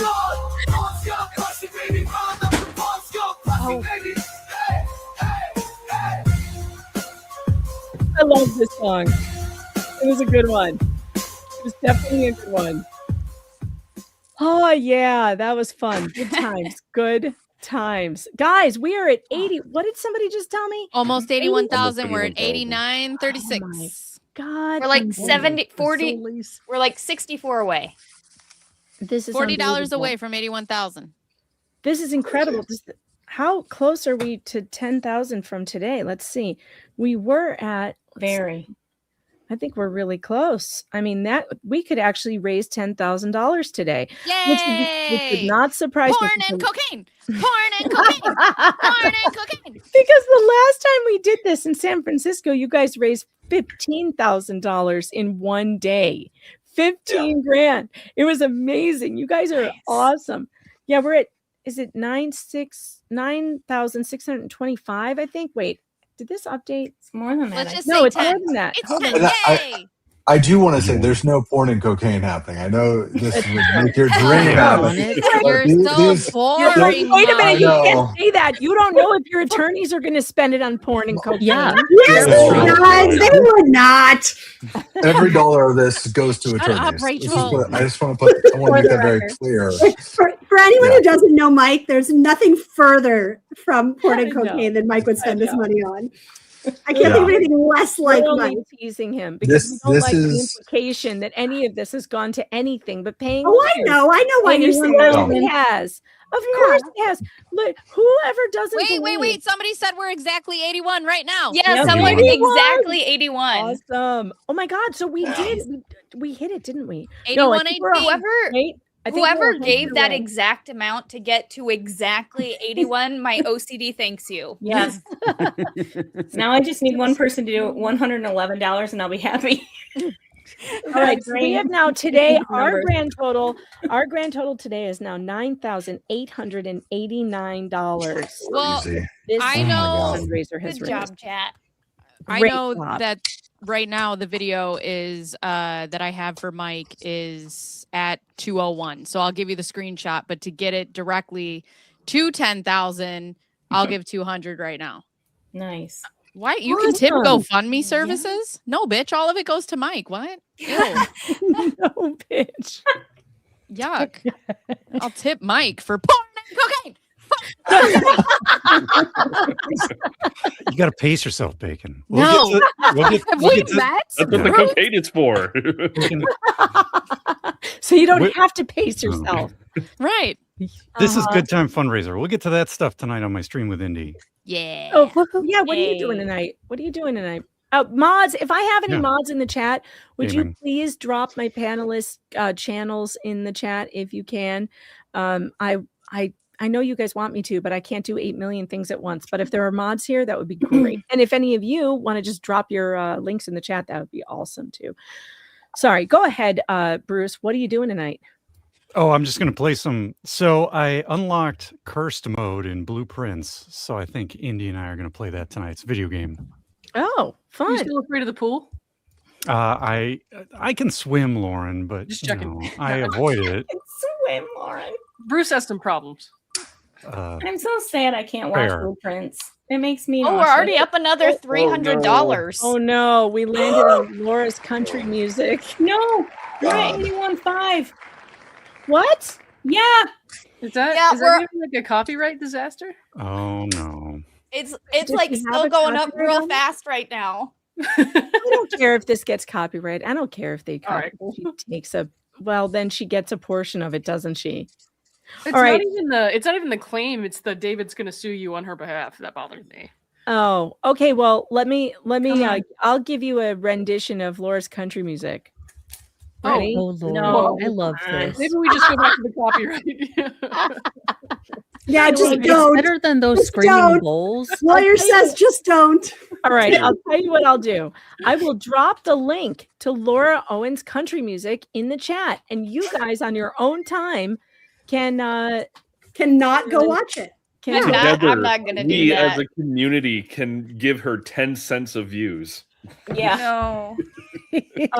But wait, the one with the dogs though is really quite funny, and so I'm just gonna drop that in there, and you guys can watch it now. Don't contact her. Do not go and leave any messages, but you can watch it if you want to and see what it's like. She had a budding career as a musical artist. I wish she had stayed with it. Because it would be better than what she's doing nowadays. All right, fine. We'll go back to the Fair. wheel and spin again. Spin again. Spin again. Oh, I don't have it on the screen. That Sorry to be that kind of would a helpful. buzzkill, but I still have 6 months hanging over my head that David says he has to sue me for copyright. So just Oh. you don't want that. Yeah, hanging out. Ooh, House of Prime Rib. House of Prime Rib. Oh. All right. I think I remember Mike, that music video. Mike, can you stick around for House of Prime Rib, or do you have to go? I don't want to make you stay when you have stuff to do. The person just pushed the call by 20 minutes, so I've got a little bit more time.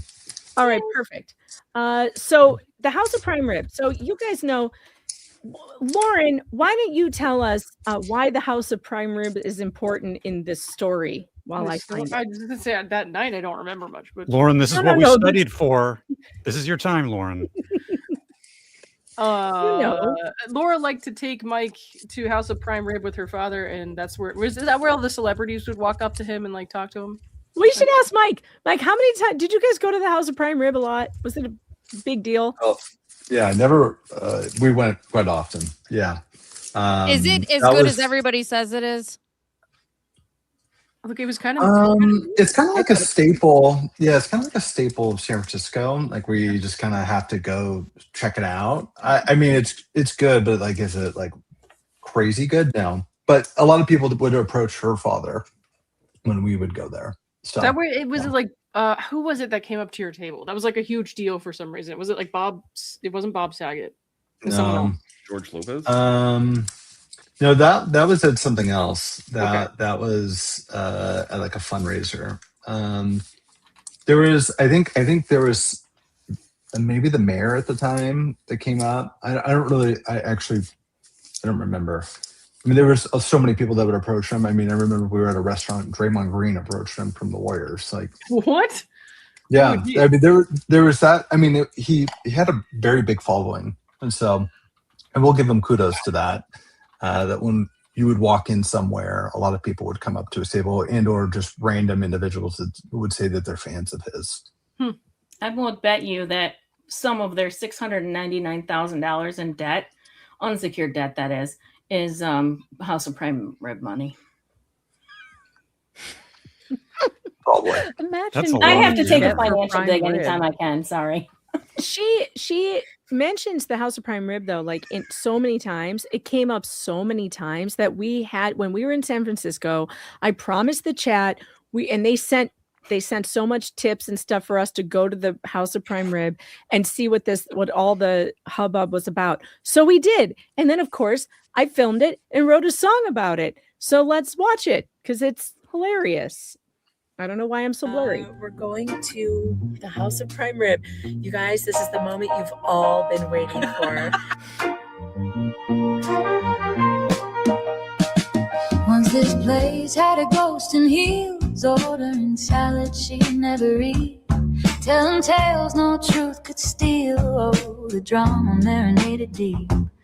Now the booths are ours again. We came to laugh, not to grieve. Old wounds cured under candlelight, with horseradish and believe.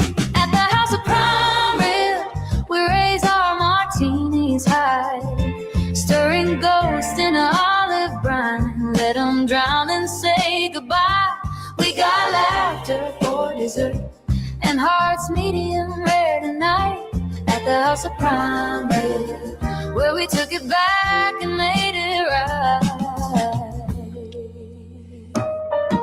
The Yorkshire pudding's puffed with by the cream, spinach, silky green.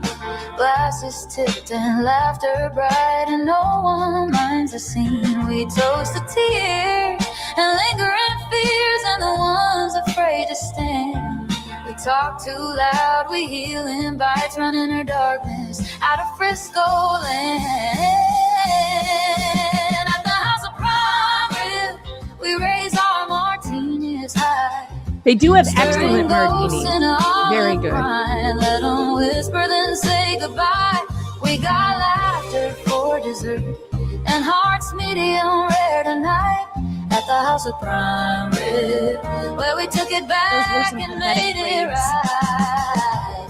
They bring the carving card around. We cheer like it's a crown. You say the past can't haunt this town. I remember it being much darker inside than what the camera shows. In the candle flame, new ones take their place, and even the faker's name can't steal our happy taste. The salad is fire there. At the House of Prime Rib, we toast to truth in time. To the friends who made a ghost story taste like vintage wine. Oh, we got joy on the bone, and the night's still pink and bright. At the House of Prime Rib, we finally made it right. Not really film.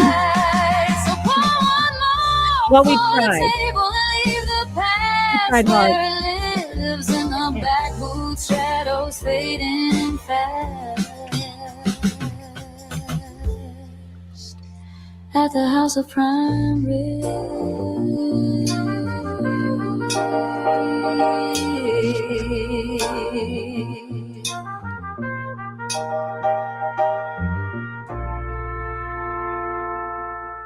It was really fun.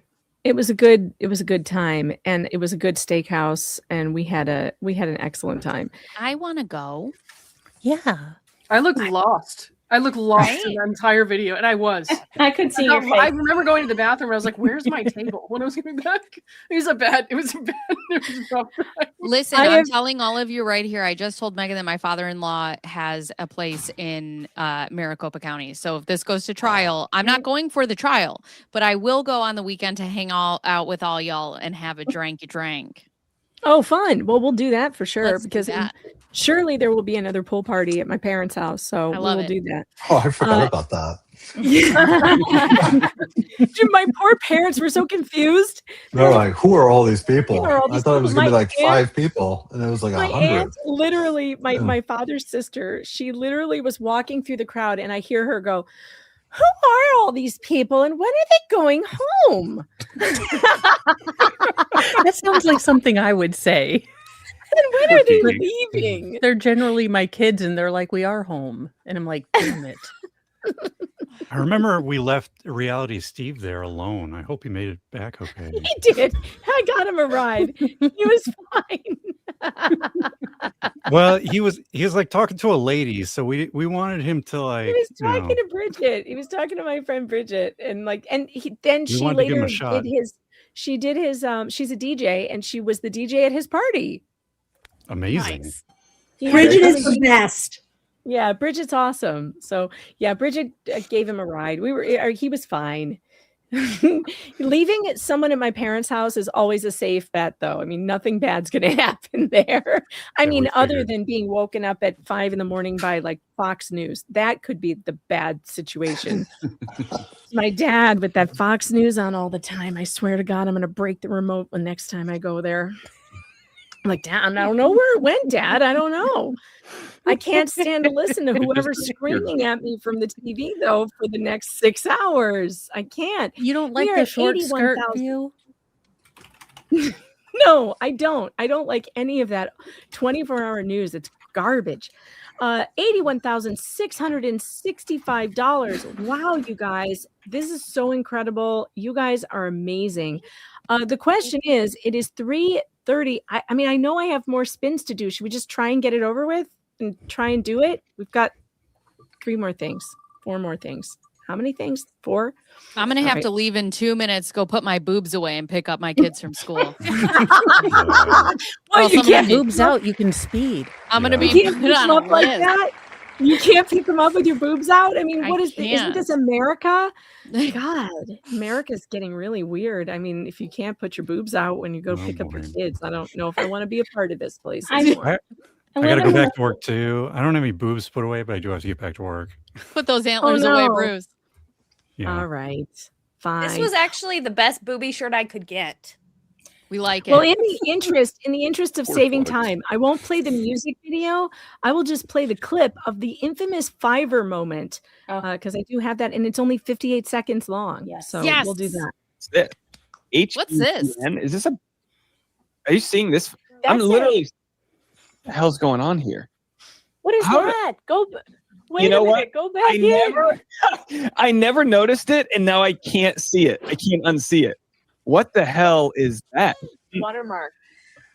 What weird? That's Did a she watermark. possibly alter this on one of those apps that she was using the free version? But either way, the point is Danielle that says it says Fiverr. oh no!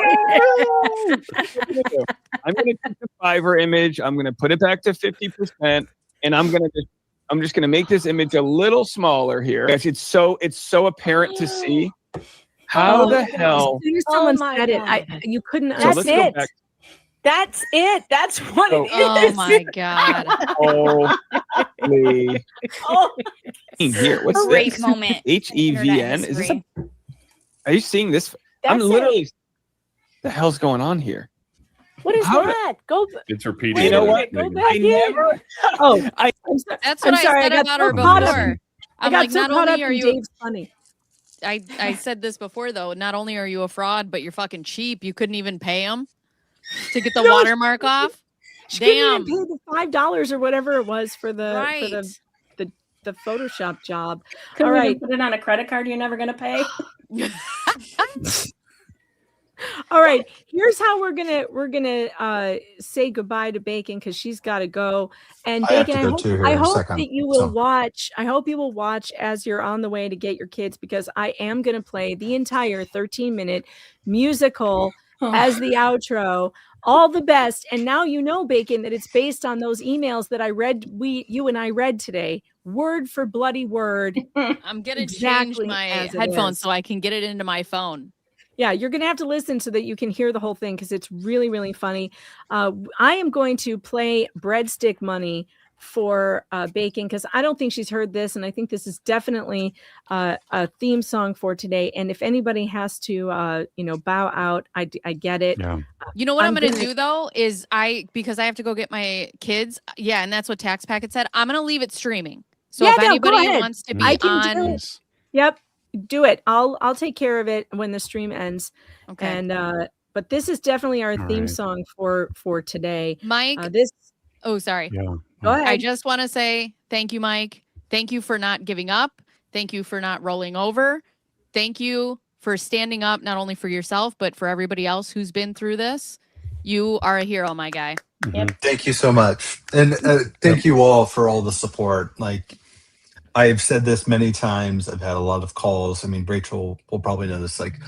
But there was a time I wasn't going to fight this. Yeah. And even this last go round, I was like, I just can't do this anymore. I've already spent my kids' college tuitions on all of this, and it's that I wouldn't have been able to do it without the support of everybody. And I hope people can take that away from this. I mean, as fun as this was today, I would have never been able to do it without everybody. Yeah. And thank you all so much. I also have to be going here, but I just want to say thank you again. It really, really is moving. It's dreamlike, surreal. I know I've said that about 1,000 times today, but I still can't believe this is happening. And I just appreciate everybody. We love you, Mike. We love the world. We love the girls, and we want them to have college educations, and that's going to happen. Yes. Porn and cocaine. Porn and cocaine. Porn and Oh, cocaine. boy. Stop it. No, college. I feel like Megan needs a squirt. squirt bottle for me. Just like, Yeah. Right? No, All right. I'm waiting for the T-shirt. Porn and cocaine. I'm wearing it all over my small That's town. going to be in my next merch. Porn and cocaine. Bye, everybody. Those of you who have to go, Bye. feel free. Hang in there, Mike. Breadstick Money Anything you was need, made- we're here. We Yes. are. And Breadstick Money was made after Dave was making a teasing remarks. Honey, we're going to Olive Garden. We're getting the breadsticks, unlimited breadsticks. You guys remember? And then I wrote this song for us, and it became a real anthem. Here we go. Breadstick Money. Give me breadstick money, yeah. Yeah. Give me that breadstick money, honey. Breadstick money, yeah.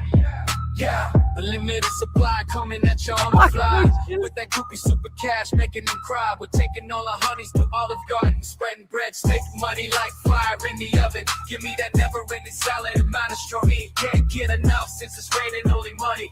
$1.99 times 100 fat stacks. Hanging on the mic, spitting mad facts, making jokers mad cause they never got a laugh. Cracking people's sides, making liars take a bath on the mic daily and nightly, holding it tightly, poking the money, playing it on T-O-T. Register Always ringing, Brad's watching, fault. seeing subscribers' opinion, we just see it screaming. Give me breadstick money, yeah. And in your breadstick money now to the fundraiser. Last chance. Breadstick money, yeah. That groupie cash money, yeah. We're the pond skunk posse, swimming around, diving deep for the truth that's buried underground. Short, skinny jeans, latte in the blender. Swiping through the news, it's so fake, call it pretender. Reddit bros blowing journals out the water. Bringing big news like some Upper East Enders. No rolls, no pins, no Lambo budget. 2 pounders and for the breadstick money, yeah. Give me that groupie cash, honey, yeah. Who made pregnant breadsticks? I forgot about the pregnant breadsticks.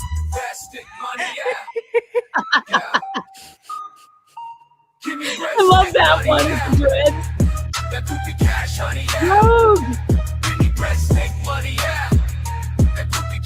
Yeah.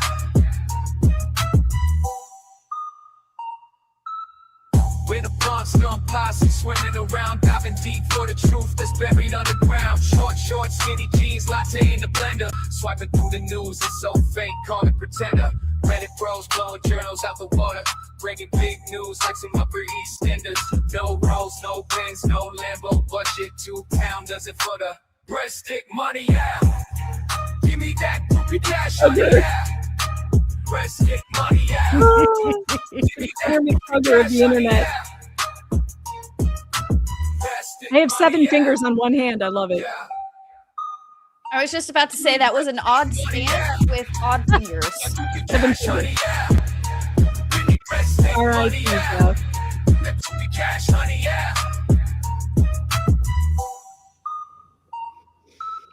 And there are only 2 things on the wheel left: minor perjury and all the best. So we shall play minor perjury first and then all the best. I don't have the I don't have it the upgraded one? Yeah, I don't have that one uploaded to YouTube. I have the old one that's not but I'm just gonna play it. I did update this with the new one, like, yeah, I'm gonna go to jail probably. But I can't hear it because my thing isn't working. So I'm just gonna play the one I have on YouTube. Minor Perjury, another hit song from Fox Den Records. Swore to tell the truth. Oh yes, I did. Remember that sweater she wore? Yes. Fantastic. With the salad bowl underneath. Yeah.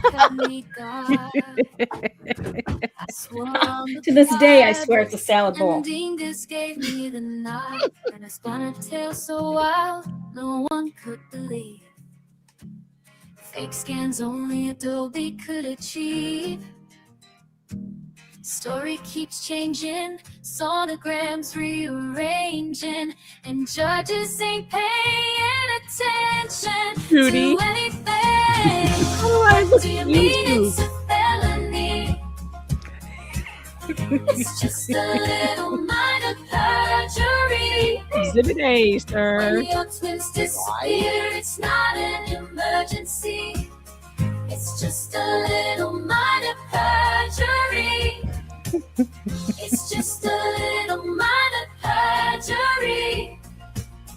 It's just a little minor perjury. Oh, napkin lady is a cock in my wheel.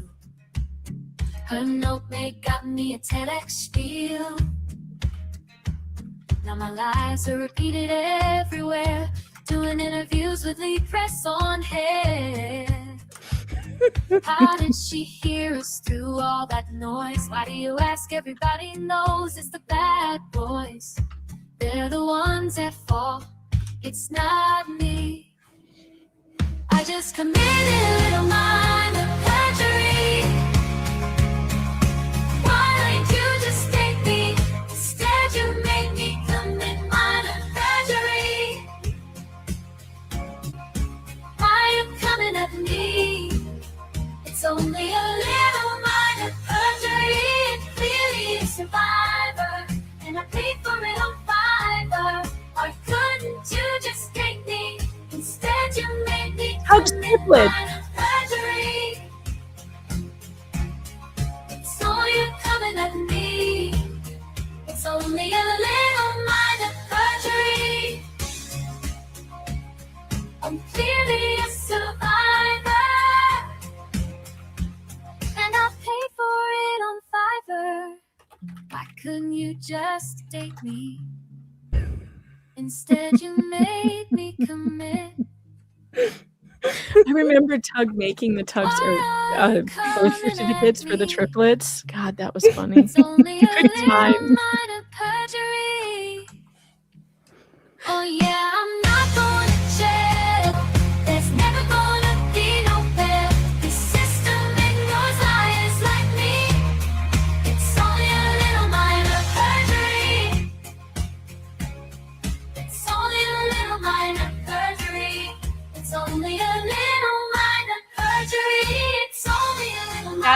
background picture is terrifying. The system ignores liars like me. It's only a little minor perjury. It's only a little minor perjury. Oh, I'm not going to jail. There's never gonna be no bail. This system ignores liars like me. I really liked this last image, but in the new one, I have all three of them standing up, which is much better. I gotta upload that. So that was minor perjury, folks, and now we've got one more left to go, and that's going to be our outro for today. Thank you, everyone, all the panelists, and everyone out there who made this possible. We are closing out this fundraiser today at $81,855. You people are incredible. I can't believe every time we do this, I think, well, maybe we'll raise $2,000, maybe $3,000. I mean, people are going to get tapped out eventually. And yet you go above and beyond every single time. And it's just a testament to how much you people care about this case and about justice. You today have raised $10,744. $10,744. That is insane. That is insane. And I bet that this will keep going. And I know that we will keep on going until we hit that goal. We're good. Are we boring you, Brad? I'm sorry. Poor Brad. Poor Brad. I made him come here after work, and now I'm making fun of him for yawning. I'm kidding. There's still work. Oh, you're still at work. No, shh, don't say that out loud. Oh, I said there is still work. Oh. You're going to be doing work after this? Listening. Look at this. $81,855. You guys are amazing. I love you. Please visit all of my panelists. Please go and see them on their channels. Because Megan, you're amazing. We love you. Mm-hmm. Yes, we love you. Here, I second that motion. I'll allow it. And I just, this next thing that we're gonna watch that's not it. No, what the hell is that?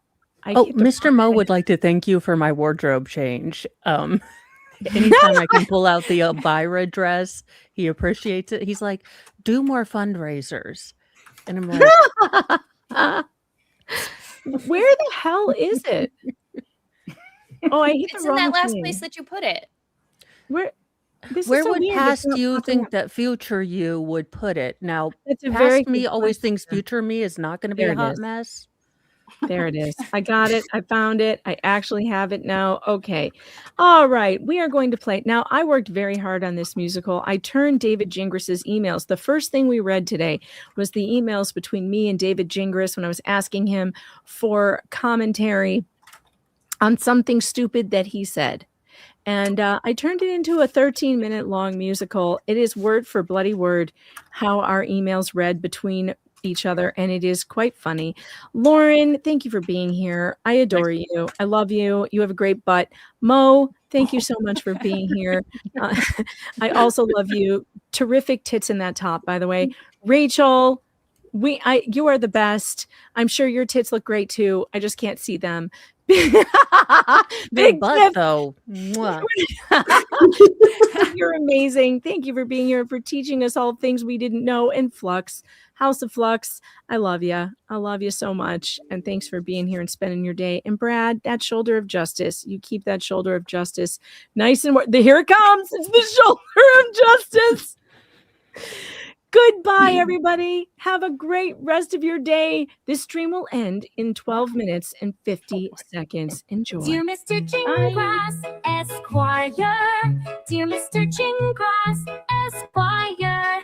Dear Mr. Esquire, I'm following up on an exhibit in Gregwood Nick's recent filing. That was an email from you to him claiming that attorneys who opposed in other cases have lost their licenses and or ended up in jail. We on with that, identify names of those lawyers and the cases and case numbers in which these alleged events occurred in order to report these new statements made. I need to do my due diligence and fact check those remarks. All the best, all the best, all the best, all the very, very best, Megan Fox. I need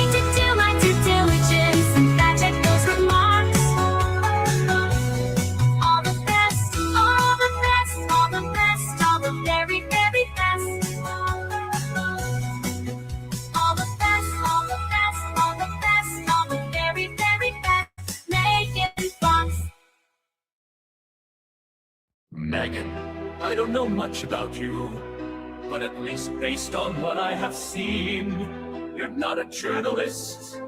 If you were, I'd be happy to answer your questions. Calling self a journalist is kind of like Hunter Biden calling himself an artist. In my view, you're not a journalist, you are a troll, and feeding trolls is never wise. Since I'm technically on vacation this week, here's a very short response. I'm not sure of the exact number of cases where this happened, but in that email to Woodnick, I was thinking of 3 specific cases I've worked on where opposing counsel was later disbarred or otherwise lost their law licenses. That statement is 100% true. Note, I never said they were disbarred. That was certainly true.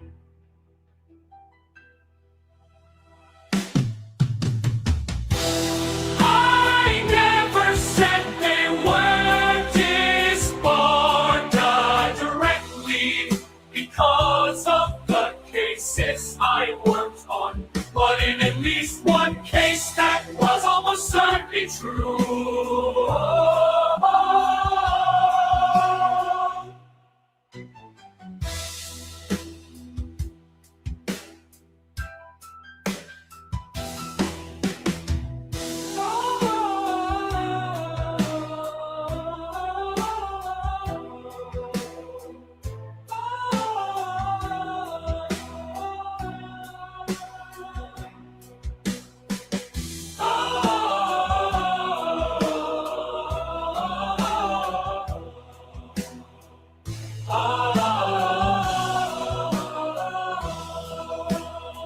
All 3 of those cases are matters of public record. So if you're a journalist, you can prove that by doing your research and finding those cases.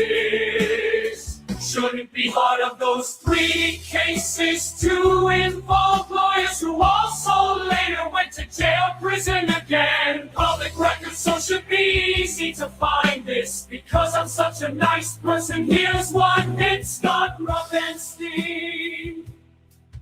That's a guy who was opposing counsel in a case I worked on, who later went to prison. If it really matters, you'll have to do your own homework to find the prior cases to verify this. There were 2 of them. Both cases are federal.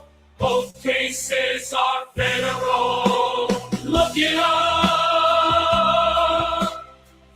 Bonus fact, go find the name of the prosecutor who handled most of that bad conduct with someone I can mention hint. Her name was Lisa, y'all, so disbarred.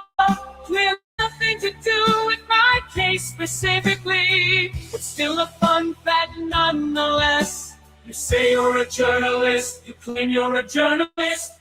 You're not a journalist, you're a troll. But I can't resist feeding you this extra content for you're stupid yourself. You're not a journalist, you're a troll. But I can't resist feeding you this excellent content for your stupid YouTube channel.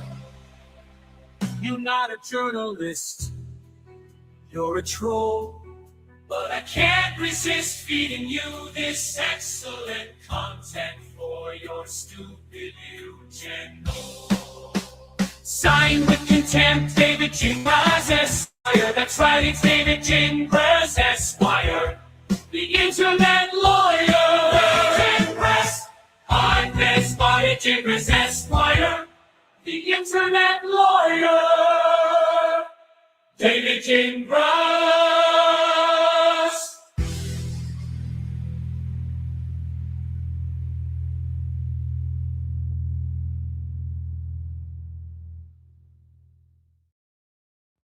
David, are you claiming that the prosecutor who went went after you for the sexual misconduct case, which I have always reported was dismissed due to prosecutorial misconduct. But are you taking credit for her disbarment? I just want to make sure I'm getting this right and you're including her in that list. If so, how did your particular skills lead to that result? I won't be chasing down your random cases and spending all my time attempting to dig up what you're hinting at. It either happened and you can prove it, or it didn't and you can't name them because they don't exist. I can look up the one you gave. But as far as I am concerned, if you're not willing to divulge the other two, then my report is going to say Gingras refused to provide the names of the lawyers or cases he claims ended in disbarment or jail. So put up or shut up, David, you're the one who made the claim. Let's see the receipts. All the best, all the best, all the best, all the very, very best. All the best, all the best, all the best, all the very, very best. Megan Fox.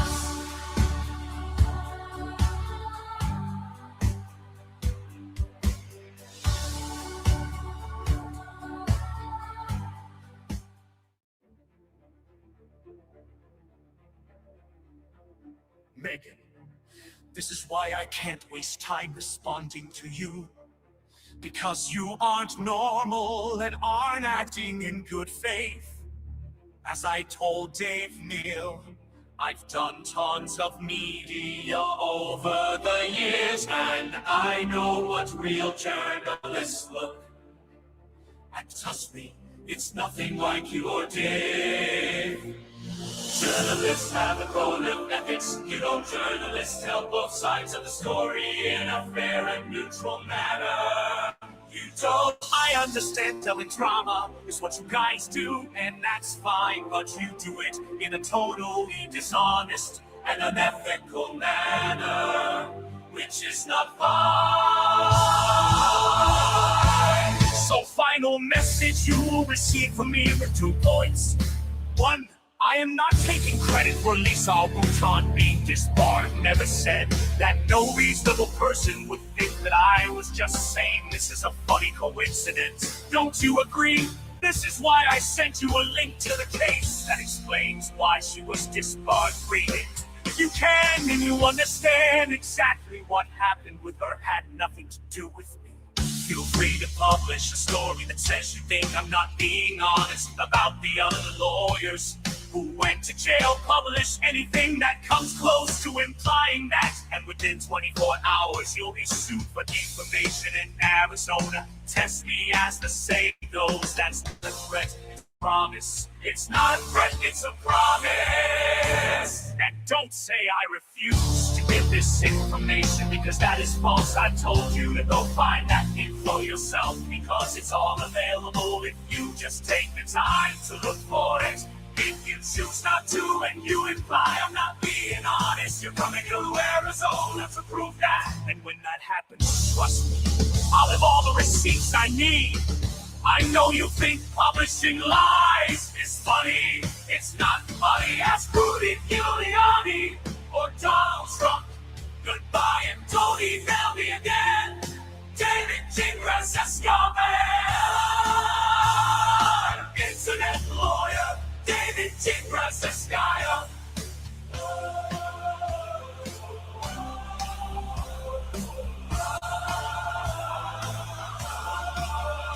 David Gingras Escobar. David, it's not my job to follow. We drop breadcrumbs to find alleged cases you claim exist, but won't reveal the names of for anyone to verify. As to your threats to sue me for reporting exactly what has happened, I asked for the cases and you only provided 1 out of 3. It's absurd and you know it. I'd take that to a judge any day.